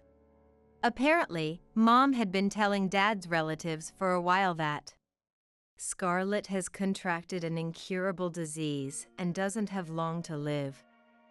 I need financial support for her treatment so she can live a little longer. With the demeanor of an actress as usual. Mom originally hated Dad, who had disappeared, so she had never tried to interact with Dad's relatives. So, when Mom came begging, the relatives were very shaken. But feeling guilty over Dad abandoning his wife and child and disappearing, they ended up supporting her with a total of about $100,000. Again, I have never had an incurable disease. Despite receiving the money, Mom wouldn't even allow them to visit me, gradually increasing the relatives' suspicion towards her. The next step Mom took was to pretend that I had died. Thinking that if I was gone from this world, the relatives couldn't complain. She later reported to them that I had passed away. Mom claimed she wanted a funeral with just the two of us and reported back to the relatives after finishing the ceremony. The relatives, though somewhat suspicious of Mom, attended my scattering ceremony, thinking she wouldn't fake cremains. During the scattering, Mom was sobbing. "We used to play together by this river. So, I wanted her to be free here in the end." Saying, "For the record, I have no memory of playing with Mom by that river." But Mom's acting convinced the relatives, and some were moved to tears, sympathizing with her. Then, as if I had descended from heaven, I appeared, revealing Mom's lie, and the relatives demanded their money back. However, Mom escaped from the relatives' questioning and has since disappeared. So now, the relatives are looking for anyone who knows about Mom, which is why they contacted Hannah. After hearing the relative's story, Given that you've run into Scarlett now, she might come looking for you. I think you should move to a more secure place as soon as possible," Hannah said to me. Even though I had just moved in not too long ago, to avoid meeting Mom again, I decided to move to an apartment farther away. Having finished packing and feeling hungry, I went out to buy some food. On my way, I heard an eerily high voice. "Scarlett, I've finally found you." Slowly turning around, there was Mom with a sleazy smile. The Mom I knew always kept herself well-groomed and looked younger than other moms of my classmates, but the Mom standing before me now looked emaciated, making her seem about 60 years old, though she should only be around 45. Then, without being asked, Mom began to talk about her current situation. While in prison, Mom had fallen in love with a guard, but after being rejected and still nursing her broken heart, she was released. She had wanted to come to pick me up right after getting out, but she didn't know where Hannah's house was, and those who knew about Mom's case wouldn't tell her. Wandering the streets at night in despair, Mom stumbled upon a pub and ended up going inside. There, she got to drinking with a man in the pub who "Had a hard time, didn't you?" "You did well," offered her kind words, fulfilling her need for validation, and she became infatuated with him. Subsequently, Mom contributed money to the man, accruing debt. Realizing she was in trouble, Mom concocted a plan to claim I was sick and extort money from Dad's relatives, whom she despised. Her plan seemed to be working until I interfered, and now she was living a life on the run from the relatives she had deceived. After sharing her story, "Since you ruined my plan, it's your responsibility to hide me. You're an adult now, right? Think of it as repaying me, and work from morning to night to support me." Mom made an outrageous request. Moreover, Mom was utterly confident I wouldn't refuse her request, which was truly disgusting. So, "The only mom I have is Hannah, not you, so forget about getting any favors from me," I told her. Then, filled with anger, Mom retorted, "It's your fault I've been unhappy all this time. Who do you think raised you to be this big?" as she tried to lunge at me, hurling insults. Fortunately, there were other people around who quickly restrained her as a dangerous person. Thanks to a bystander who called the police, Mom was taken away by the authorities. Afterward, I reported what had happened to Hannah, who immediately informed Dad's relatives that Mom had been found. Thanks to that, Mom was caught by Dad's relatives. They tried to sue her to get their money back, but it had all been spent on dates with the man, leaving almost nothing. So, the relatives forced Mom, much to her dismay, to take on debt to repay them, finding no choice but to borrow from illegal lenders due to her unemployment, leaving her to pay off her debts with high interest by working nights. Because of this, I can enjoy my university life without fear of being threatened by Mom. Rumor has it that Scarlett surely won't ignore me in this dire situation. she will come to rescue me. Mom still laments. But I no longer think of Mom as my mother, so I won't be coming to get her. If Henry's health check shows any issues, I'll support him to get back to normal levels.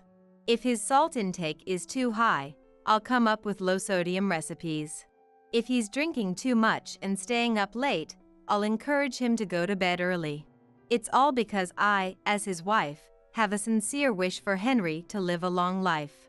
And yet, my husband Henry laughed at me, holding up his smartphone camera while I was suffering and exhausted.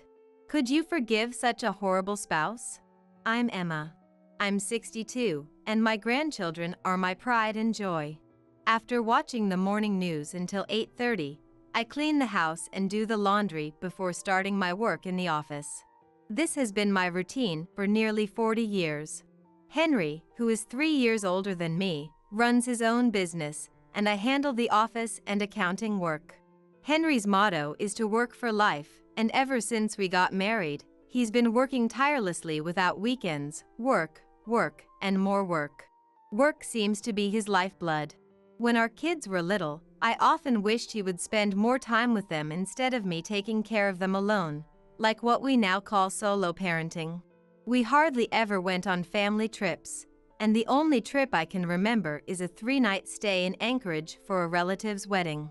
Now, our daughter and son are over 30, have their own families, and are doing well. Our grandchildren are adorable. But I still want to go on a long trip with Henry at least once more in my life.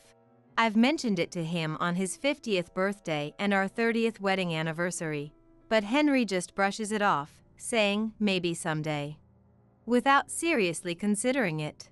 Our daughter Mia often invites me, saying, "Let's go on a trip with my family." But I feel guilty about leaving Henry behind working and going on an overnight trip. So, I end up enjoying day trips with my friends from the neighborhood and spending the rest of my days cooking for Henry while using a calculator for our finances. One day, Henry was diagnosed with high blood pressure during a health checkup. Henry loves sweets and salty foods, and he's been borderline diabetic since his 50s. Now, he also has high blood pressure.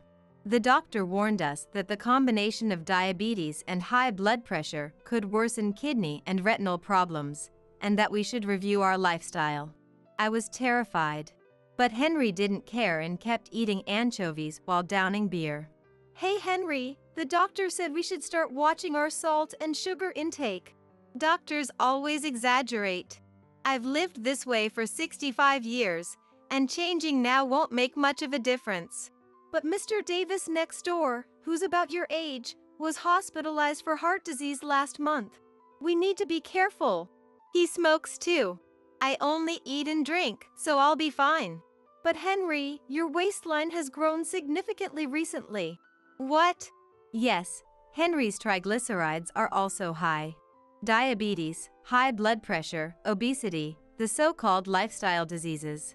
In Henry's case, it's due to drinking, eating habits, and lack of exercise. He used to be slim and handsome, but since his 40s, he's gained a lot of weight around his waist, and in the past 6 months, it seems to have grown even more.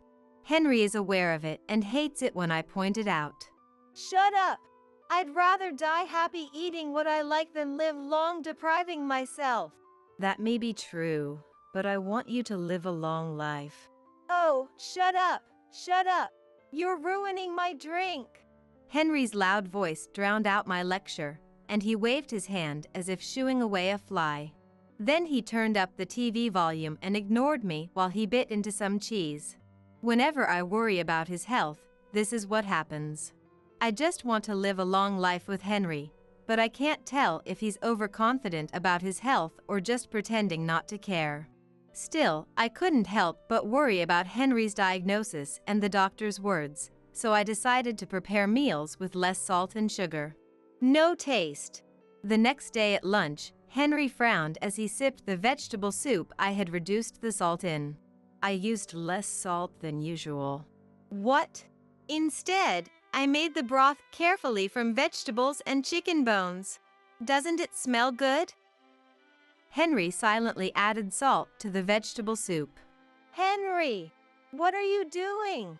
Vegetable soup without salt is just muddy water. Give me white bread too. But rye bread makes you chew more, so you feel fuller. I don't want to fill my stomach with hard bread. If you can't make it, I'll get pizza. Henry! Henry didn't touch anything else besides the vegetable soup and quickly stood up and left the house. Even after that, I tried to reduce Henry's salt and sugar intake, but he stubbornly refused, and our mealtimes were tense. This bad atmosphere affected our daily lives, and even Mia, who visited with her grandchildren, sighed. Dad, you should appreciate Mom more. Some wives wish their husbands would die sooner. You're lucky. Shut up. Even his own daughter's advice didn't reach Henry. Really? Mom, you should just ignore him. He won't change until his diabetes gets worse, and he goes blind or something. But anyway, Mom, aren't you going to eat these cookies? They're from your favorite store. Oh, thank you. But I haven't had much of an appetite lately. What? Are you okay? My daughter's eyes widened. Actually, for a while now, I haven't been hungry, and even watching gourmet shows doesn't make me want to eat. Is it the stress from worrying about Henry's diet? If I said that, my daughter's eyes would narrow, so I gave a vague answer. Maybe it's because this summer is so hot. Amelia, do you want to eat Grandma's share too? Yes. My granddaughter Amelia's eyes lit up as she climbed onto my lap and started eating the cookie. And now, that will be too much for her. Mom, don't reduce your food intake just because you don't have an appetite. What if you get sick before Dad? You're right. Thank God. I was grateful for my daughter's genuine concern as I patted my sweaty, damp granddaughter's head. At that time, I really thought the loss of appetite was due to stress or the summer heat affecting my health. I never imagined that such a serious illness was lurking. The days of having no appetite continued, and even cooking became a chore. Still, hoping for Henry's health, I held the knife desperately while suppressing my nausea. Sometimes Henry ate reluctantly, but other times he got angry, saying he couldn't eat this, and went out to eat. I felt tears welling up at the unreasonable treatment of the food I had made with my tired body, but even so, I kept looking for recipes with reduced salt and sugar for Henry and continued to cook for him. Then one day, "Hey, aren't you getting rounder lately? Huh?" As I sat idly watching TV in the living room, I could feel Henry staring intensely at my body. Feeling annoyed by his rude gaze, I also noticed that something was off with my body. Actually, my pants haven't been fitting lately. I sighed while rubbing my swollen belly. For the past month or so, even though I had no appetite, my body hadn't lost weight. Instead, my legs and stomach had swelled.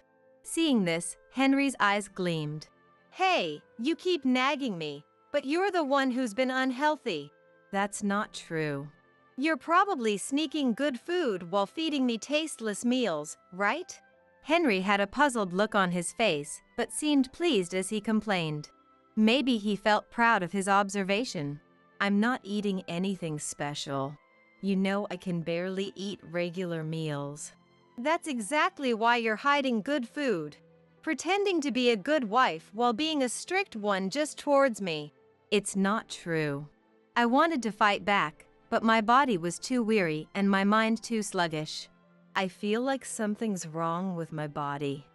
I might be sick. It's probably the same lifestyle disease as mine.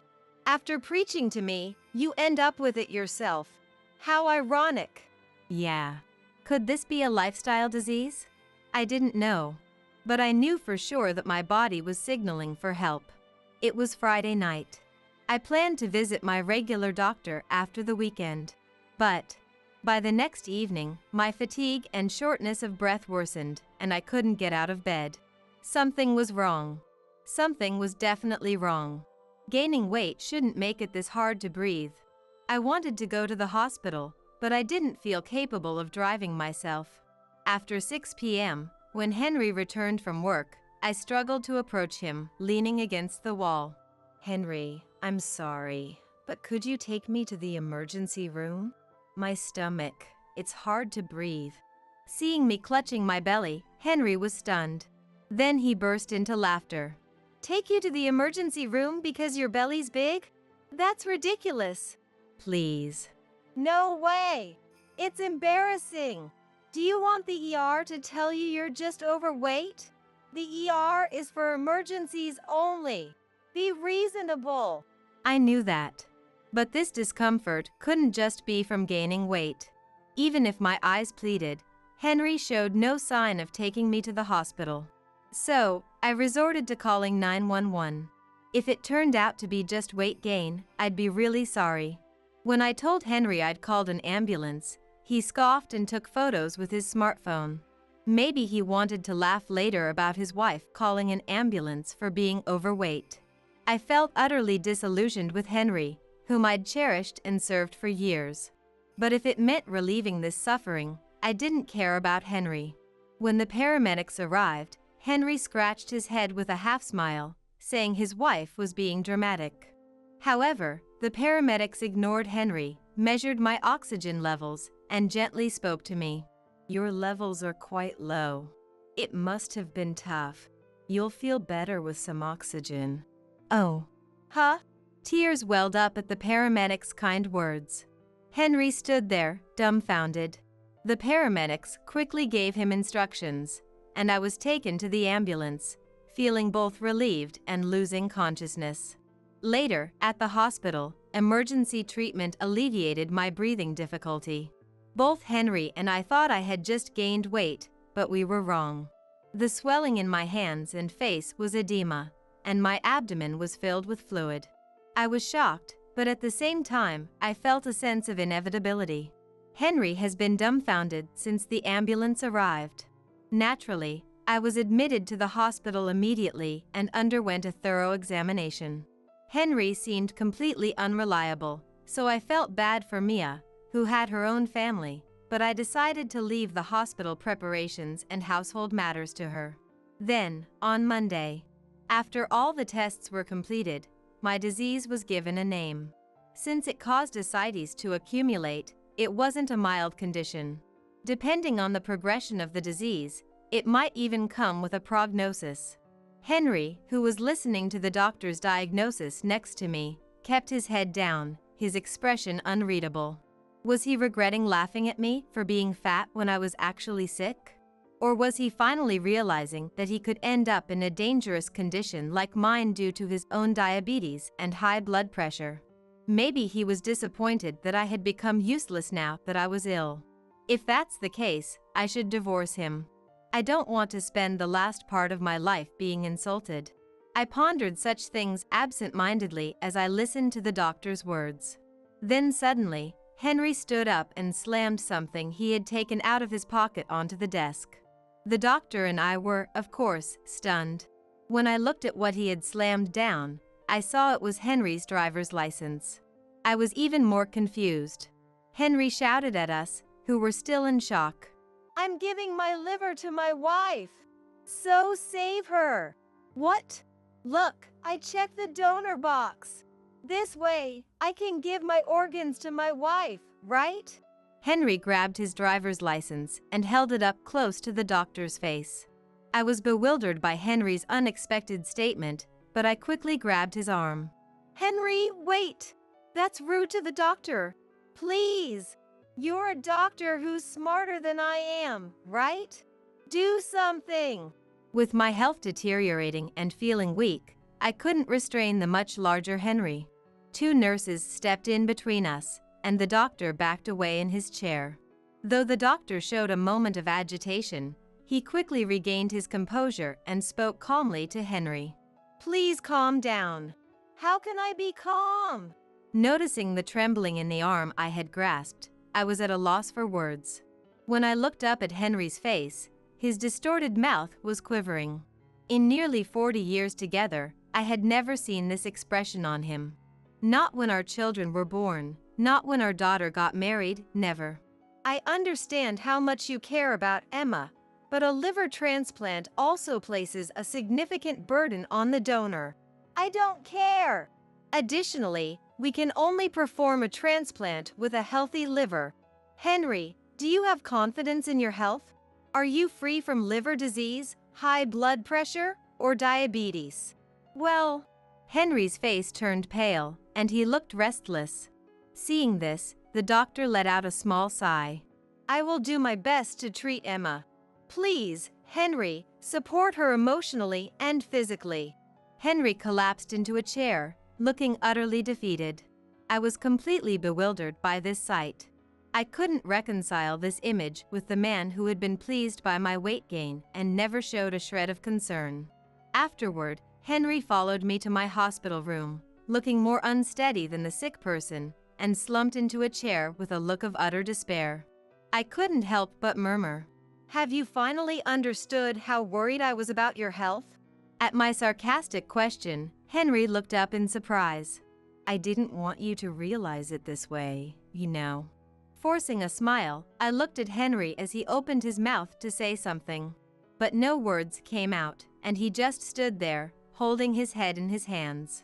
After a moment, Henry muttered that he would come back tomorrow and left the hospital room with his shoulders slumped. Watching his retreating figure, always so proud and upright, filled me with a mix of emotions I couldn't quite define. Was he shocked? Maybe the thought of his wife being in a life-threatening situation, severe enough to consider giving up his own organ. Or was it just guilt? Perhaps the fear that he might face the same fate one day. I didn't know, but I felt like I had avenged myself on Henry for all his past actions by putting my life on the line.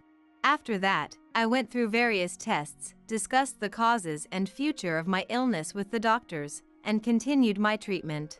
Henry participated in these discussions too, but he was stunned to hear that there was no fundamental cure for my condition, that it could only be managed with palliative care, and that it could become malignant if it progressed. Even your diabetes and high blood pressure are similar, Henry, I said, and he furrowed his brows and twisted his mouth. I was determined to live, so I listened carefully to the doctors and proactively sought advice from the dietitian. Henry attended the nutrition counseling sessions too, but he seemed completely lost. What was that? It was all technical terms and too complicated. They should explain things in simpler terms that lay people can understand. The dietitian explained things very clearly. It's just that you have so little interest or experience in cooking. You always said the kitchen was a woman's domain and never helped at all. And while I appreciate you bringing me my clothes every time, they're always wrinkled and it's a hassle. Are you managing the laundry okay? My sarcastic comment made Henry, dressed in wrinkled clothes, choke on his words. Please try not to let the house fall apart until I get back. You should learn some household chores. I might leave before you do, you know. Don't even joke about that. Oh, you hate housework that much? Right, it's a woman's job after all. Henry glared at me with reddened eyes. But he said nothing more, placed the poorly folded laundry down, and left quietly. Until I was discharged, Henry didn't visit me at the hospital again. Maybe he was fed up with a wife who, once compliant and healthy, now constantly nagged him from her sickbed. When Mia came to exchange my clothes, I asked about Henry. Don't worry about Dad, Mom. It's his own fault, she replied curtly. My son Daniel, who visited on the weekend, also said, If it's too hard to live with Dad, Mom, you can come stay with us. My wife even agrees. I felt guilty towards Daniel's wife and couldn't accept the offer, but his words made me very happy. And then, as my symptoms stabilized and I was cleared for discharge, an expressionless Henry came to pick me up, and we went home. I wondered how much the house had deteriorated in Henry's hands, considering he couldn't do any housework. Garbage day was the day after tomorrow, so I needed to clean everything up by then. I'd also need to go grocery shopping later. Thinking about these things, I stood in front of our house for the first time in 10 days. And then, the living room, kitchen, and even the bathroom were surprisingly tidy. Of course, it's not perfect in every little detail, but there's no feeling that cleaning is needed right now. The refrigerator also had fresh vegetables and fish, making it seem like dinner could be made right away. Did Mia do this? I closed the refrigerator and called out to Henry. I did it. What? Henry? That controlling, work first Henry? As I stood there in amazement, Henry, looking irritated, pulled me out of the kitchen. He forcibly sat me down on the couch and told me to rest, then took my luggage to the bedroom.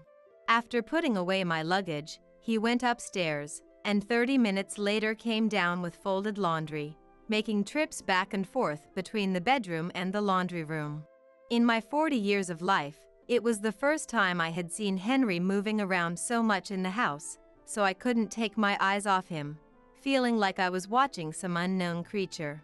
After finishing the laundry, he then stood in the kitchen and started boiling pasta. I stood up instinctively and peeked into the sink from beside him.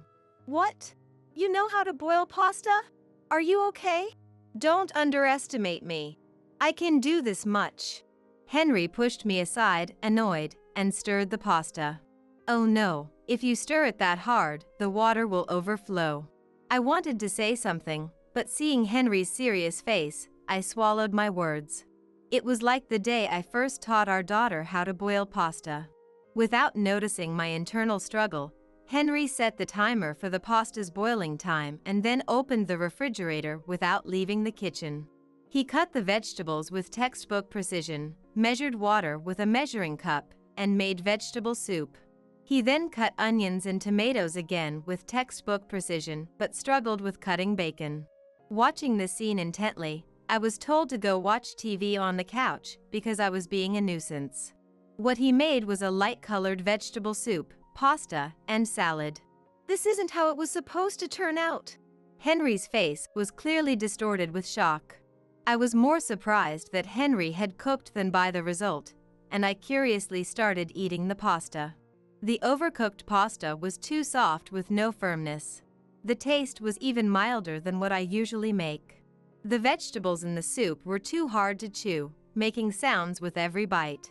The taste was, of course, bland. It wasn't something I could honestly say was delicious.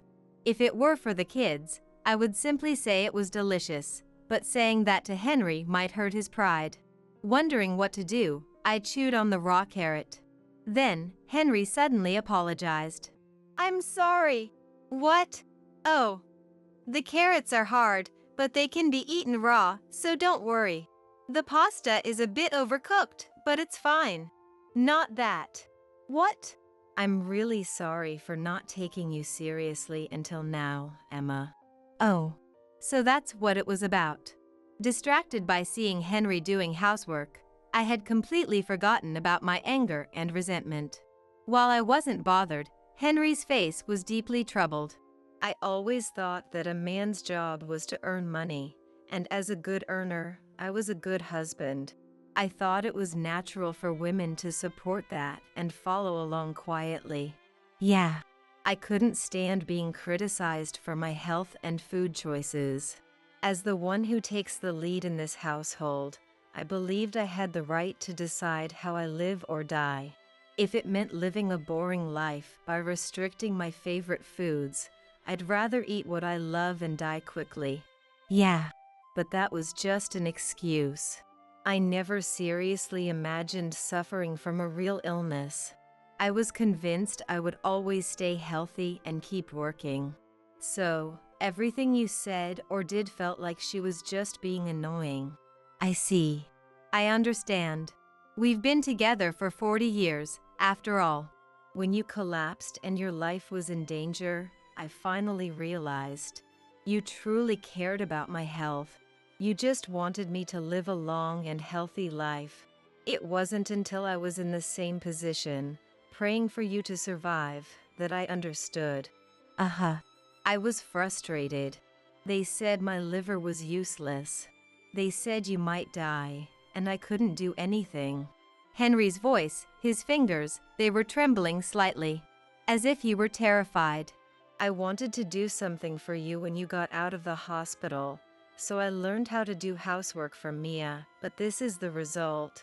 I realized the importance of everything you did for me. Henry rubbed his now wide forehead against the dining table. I'm truly sorry for everything. I'll do anything. If it means extending your life, I'll do anything. Please forgive me. It was a heartfelt apology. Henry was sincere, bearing his heart without any dishonesty. The bandaged fingers were proof of his efforts with unfamiliar cooking. The clean room and folded laundry were signs of his change. Henry was stubborn and narrow-minded, unable to see beyond what was right in front of him. After all this, forgiving him seemed like the right thing to do. But I shook my head. I won't forgive you. Emma. Henry's face lifted, his voice filled with despair as I spoke firmly. I'll never forgive you for what you did to me. I'll never forgive the face you made when you laughed at me for calling the ambulance. Just thinking about it, the pain and sadness of that time came rushing back, bringing tears to my eyes. Holding them back, I coldly recounted Henry's worst actions. Henry didn't argue. He seemed prepared to accept any condemnation. After expressing all my grievances, I took a breath. Henry looked as if he were ready to face a death sentence. Looking at his face, I delivered my verdict. I won't forgive you, but I accept your offer to help extend my life. What? Henry's eyes widened even more at my command. In order for me to live longer, eat balanced meals with me, walk every morning, avoid heavy drinking, and go to bed early. If you try hard, I'll fight against my illness. This was what I had always wished for from Henry. It was the dream I had longed for us to grow old together. Some might say I'm being too lenient. But this is my choice to live the rest of my life without regret. Emma. Henry's eyes filled with tears. But that doesn't mean I'm forgiving him. Our marriage is still on shaky ground. But I'm not the kind of person who can abandon someone who recognizes their mistakes and tries to change. So not for his sake, but as a way for me to live comfortably, I decided to give Henry one more chance. Since then, my life with Henry has completely changed. Henry handed over most of his CEO responsibilities to Daniel, the heir, and only handled technical matters that only he could do. I also transferred most of my work to Daniel's wife. We started waking up early every morning and taking a walk in the nearby park. I prepared breakfast and lunch, and Henry took on the task of preparing dinner. Originally a perfectionist and craftsman at heart, Henry wasn't satisfied just reading my low-sodium recipes. He bought a bunch of nutrition books and quickly became more of a health enthusiast than I was. He didn't even know what green leafy vegetables were, but now he insists on eating leafy, root, and fruit vegetables every day. He works hard to create dishes rich in vegetable flavors, even with low salt. Daniel and Mia, who visit us, are astonished by Henry's transformation. He even won over our previously indifferent grandchildren by making homemade potato chips, becoming a doting grandpa before we knew it. He's changed so much, it's kind of creepy. Mia, once wary of her stubborn father, was now taken aback. But seeing how much he cherished me, she seemed reassured. A year after my hospital discharge, Henry and I took our first trip alone together. I was so excited, taking pictures of everything from the hotel's exterior to the random decorations in our room, and Henry muttered in exasperation, "Act your age. I can't help it. Traveling with you has been a lifelong dream." I complained, and Henry's eyes widened. He quickly turned his head and walked to the edge of the hotel. "Henry?" Puzzled, I approached him and noticed his shoulders shaking. "Why are you crying on such a wonderful trip?" "Because you." "Let's not dwell on it. Let's enjoy ourselves, okay?" Giving up on the immobile Henry, I gazed out the large window. The sea was calm. It was like a painting. There was still time before dinner, so I thought about going for a little walk. If I found any pretty shells, they would make a perfect souvenir for Amelia. "Emma." "What?" He was suddenly standing next to me. "Thank you for being alive." Even though he wouldn't look me in the eye, Henry's heartfelt words made me laugh. Likewise, I prayed that I would always feel that the choice I made back then was the right one, even in my final moments. As if wishing for a new lifetime of happiness, I held Henry's bony hand for the first time in decades. I'm Emma and I am 29 years old this year. My husband Jake is the same age, and we've been married for 3 years. We have occasional quarrels, but we've always respected each other and got along. Both my husband and I work full-time. We were quite content with our jobs, but as our 3rd wedding anniversary was approaching, we started to consider having children. I'd decided to get married. Then, out of the blue, my brother suddenly announced. Not only I, but also my parents were taken aback by the sudden news. My brother, David, is 35. He works at a reputable company and is a sincere and kind older brother I'm proud of. However, he had never mentioned having a girlfriend before. Everyone was astonished when my brother, who has always been somewhat detached from the opposite sex, suddenly announced his own intention to marry. As we dug deeper into the story, we learned that his girlfriend of 6 months was pregnant, and they had decided to marry quickly. What's she like? She's lively and forthright. Well, since David is more of a laid-back type, maybe someone like her would be a better match. Our mother said with a chuckle, and our father nodded with a wry smile. Despite the surprise of a shotgun wedding, it was delightful news. They had already met her parents, and they asked us to meet her family soon. Can I come too? Of course. I'd appreciate it if you and Jake could come. David often visited my husband and me because they got along well. In fact, I think he enjoyed spending time with my husband more than me. I think Jake will be happy too. Congratulations on your wedding, brother. Thanks, David responded, blushing slightly as he smiled. His happiness seemed infectious, and I felt joy too.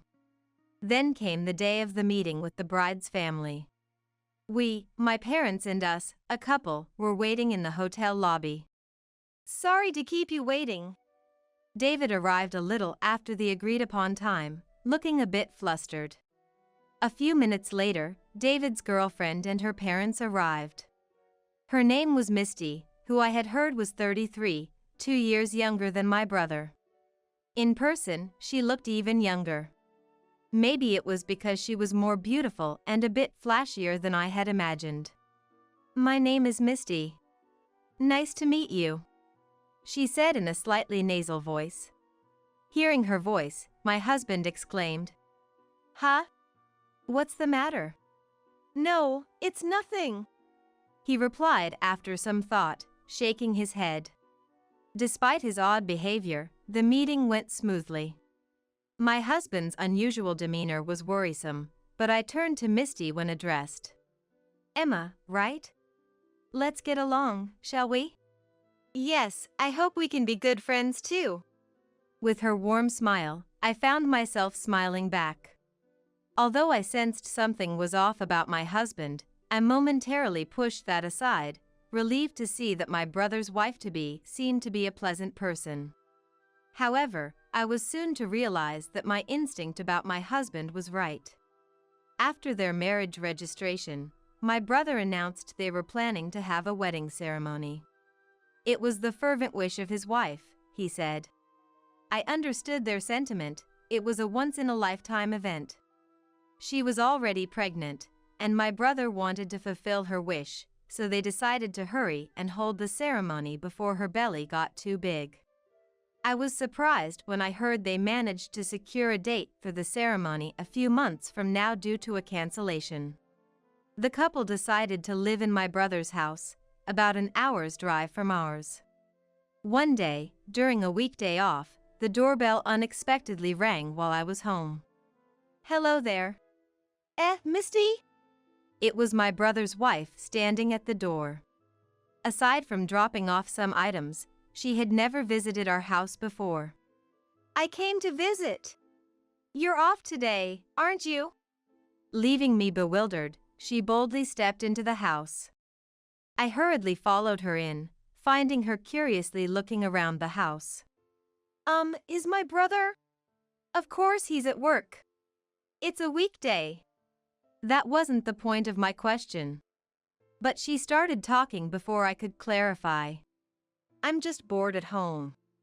You must be bored too, being home alone. Hey, I'm thirsty.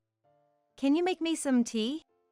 Feeling awkward, I went to prepare some tea, but when I came back, she had closed the windows and turned on the air conditioning. Tea is not good during pregnancy, right? I'm sorry, I don't have any caffeine-free options at home, only mineral water. Oh, well. It can't be helped. Sorry.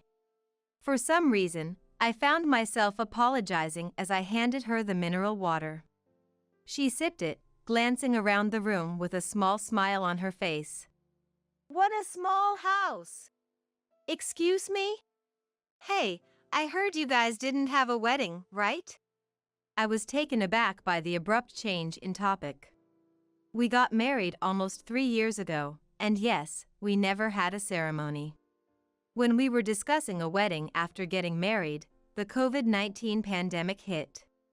Luckily, we hadn't made any reservations yet. We had a long discussion, including whether we should have a ceremony at all, and in the end, we decided not to. Neither of us was particular about having a wedding, and we agreed to save the money for our future home instead. We explained this to both sets of parents and appeased them by agreeing to have wedding photos taken. Well, we weren't in a position to have one when we got married. But you still haven't had one, right? We decided together. Well, I guess you have to say that, don't you? She let out a dramatic sigh, resting her cheek in her hand. There was a slight smirk on her face. Poor thing. Not even having a wedding ceremony. She exaggeratedly declared that, not giving me a chance to retort. It's not that we couldn't have a wedding ceremony, but she didn't give me a chance to interject. So small a home, and no wedding ceremony. Have you had kids yet? Well, truly pitiful. But what else could we expect, looking at you? I thought I'd misheard. But after seeing Mysael's mocking grin, I realized she'd indeed uttered those words. Indeed, compared to Mysael, I wasn't especially beautiful. I wasn't gorgeous or cute, nothing to write home about. This was the first time anyone had belittled me to my face like this. After that, she often visited on my days off and kept belittling me. Looking at the glass in the kitchen, she'd comment, Truly a mess. But I suppose it can't be helped if you're busy at work, can it?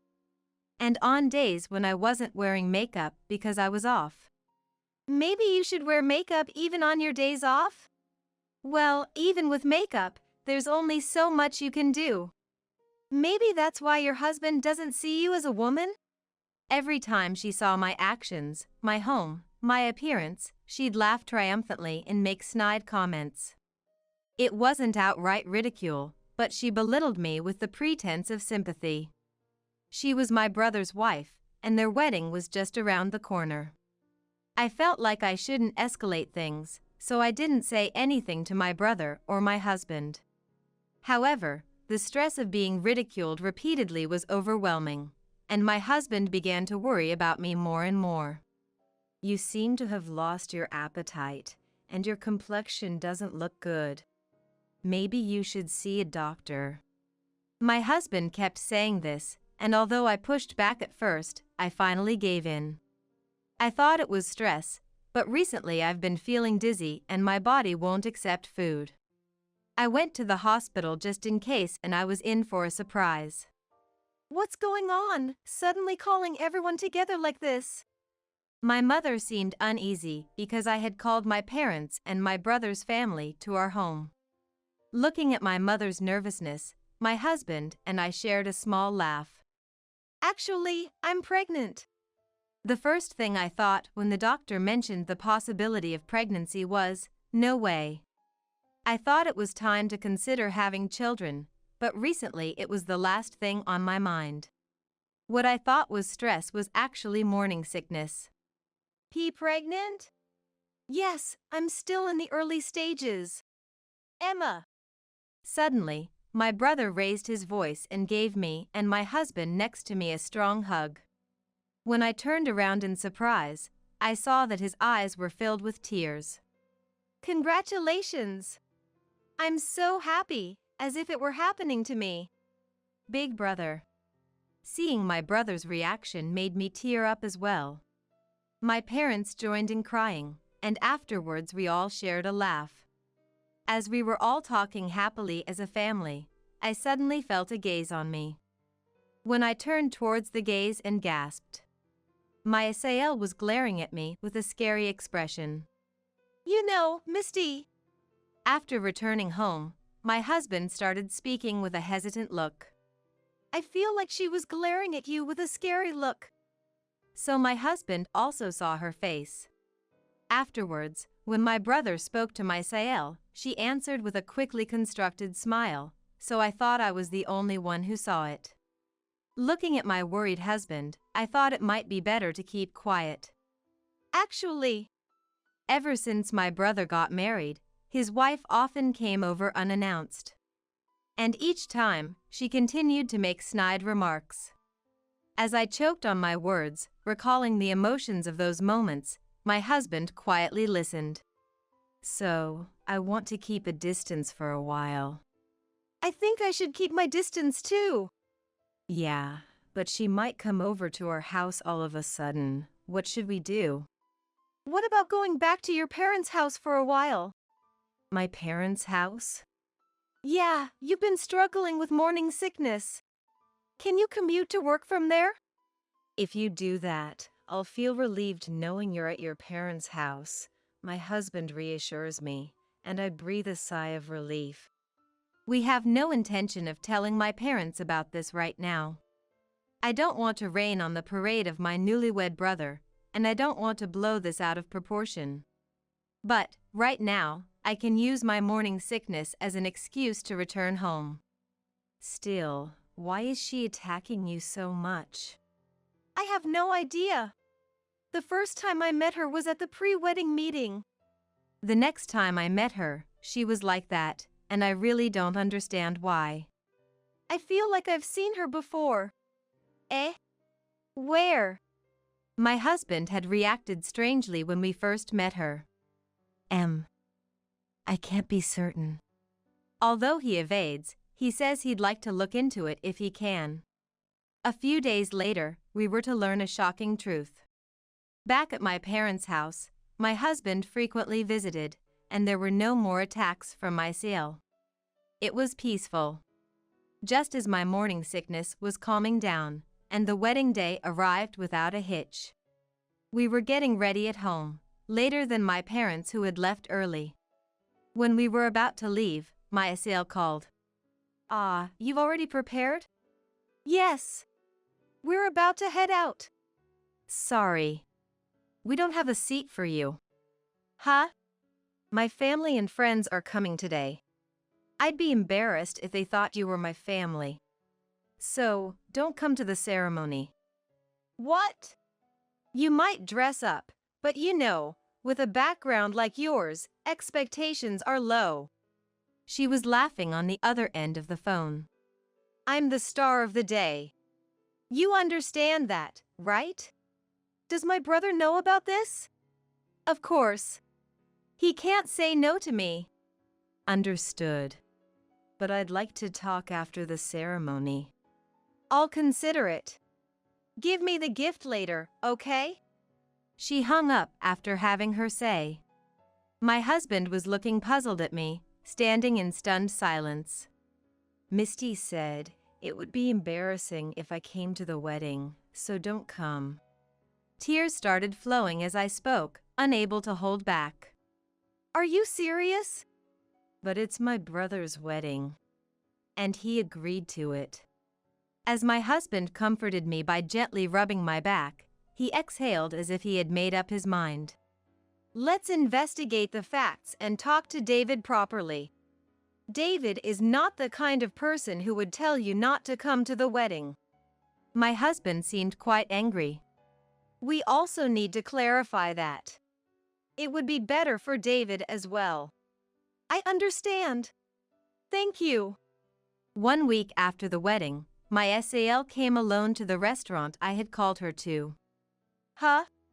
She seemed surprised not just to see me there. And it's understandable. It wasn't just my husband and me.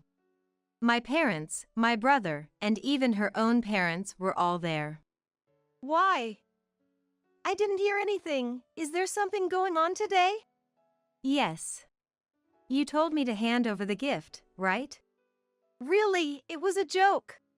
Did you need to go to this extent? I have something to discuss before I hand it over. It seemed suspicious to her that no one else was speaking. Her gaze was frantically shifting around the room. Miss D, you worked for Sunrise Systems before your marriage, didn't you? And so what? Why did you quit? It's obvious, isn't it? I was getting married and having a baby. I thought my husband had accepted that, so why bring it up now? Accepted? I didn't say anything about her quitting, but to suddenly quit just because she's pregnant, without discussing it first. My brother sighed in exasperation. But that's old news, right? At that point, my husband chimed in. Actually, Sunrise Systems, where she worked, is a client of my company. They're almost like a subsidiary, so we get quite a bit of inside information. What? Seemingly at a loss for words, my SAL fell silent as my husband spoke. I thought she looked familiar.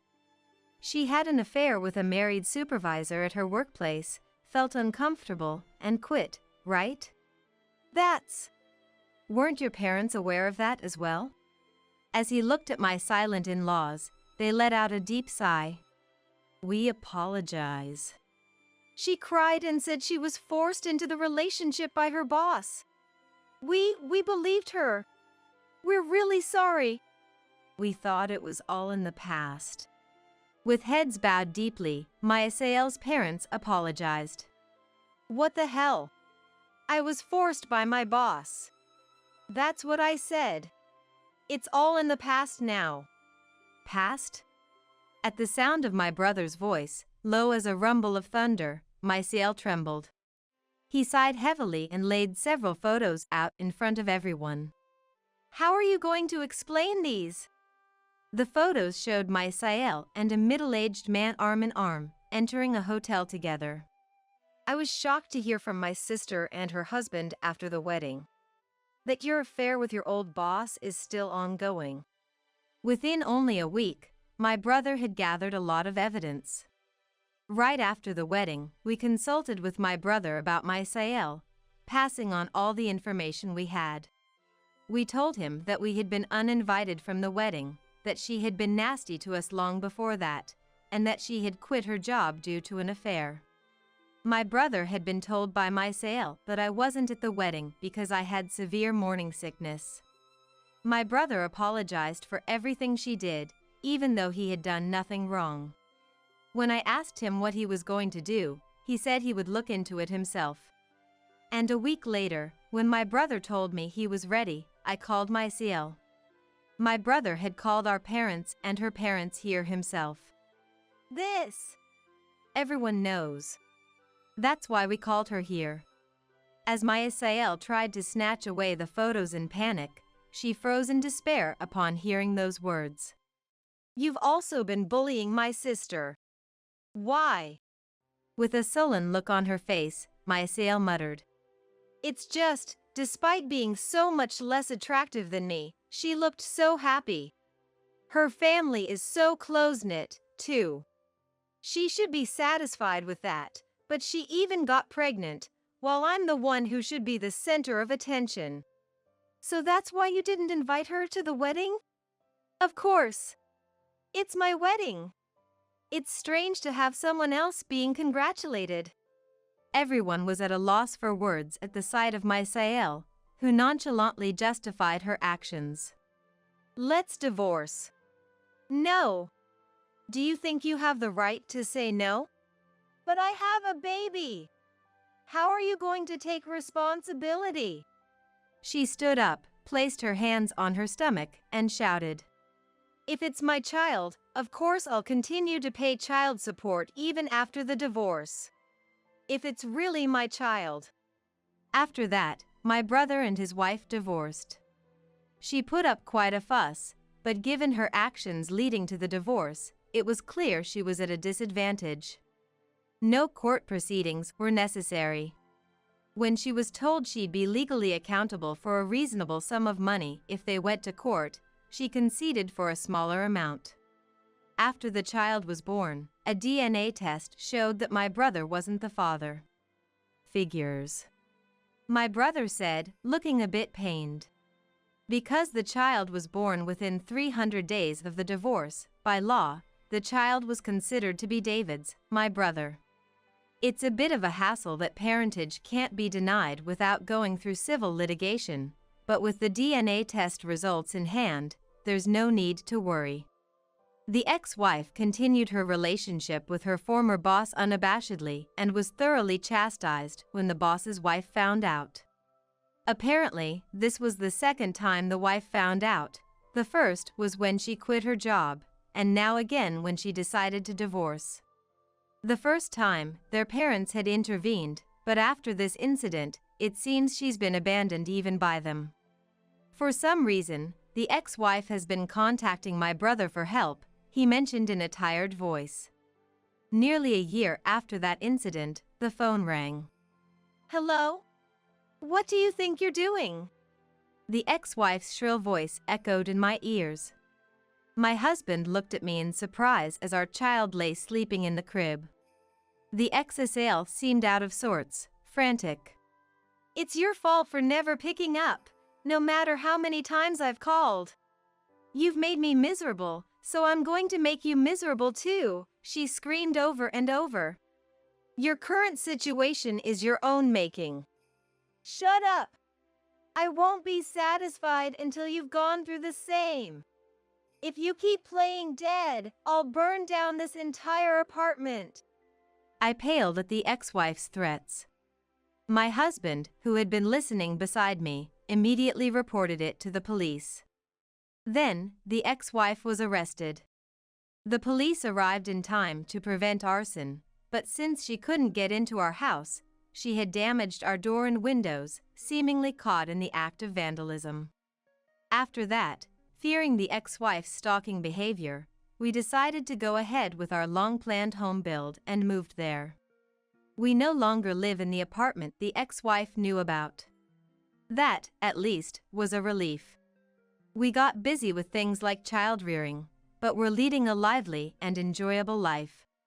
My brother comes to visit and plays with our child. Apparently, my brother has someone he likes recently, and occasionally he consults with my husband and me, blushing a bit. Let us meet her before you decide to get married this time, okay? I joked, to which my brother responded with a wry smile, saying, I'm counting on it.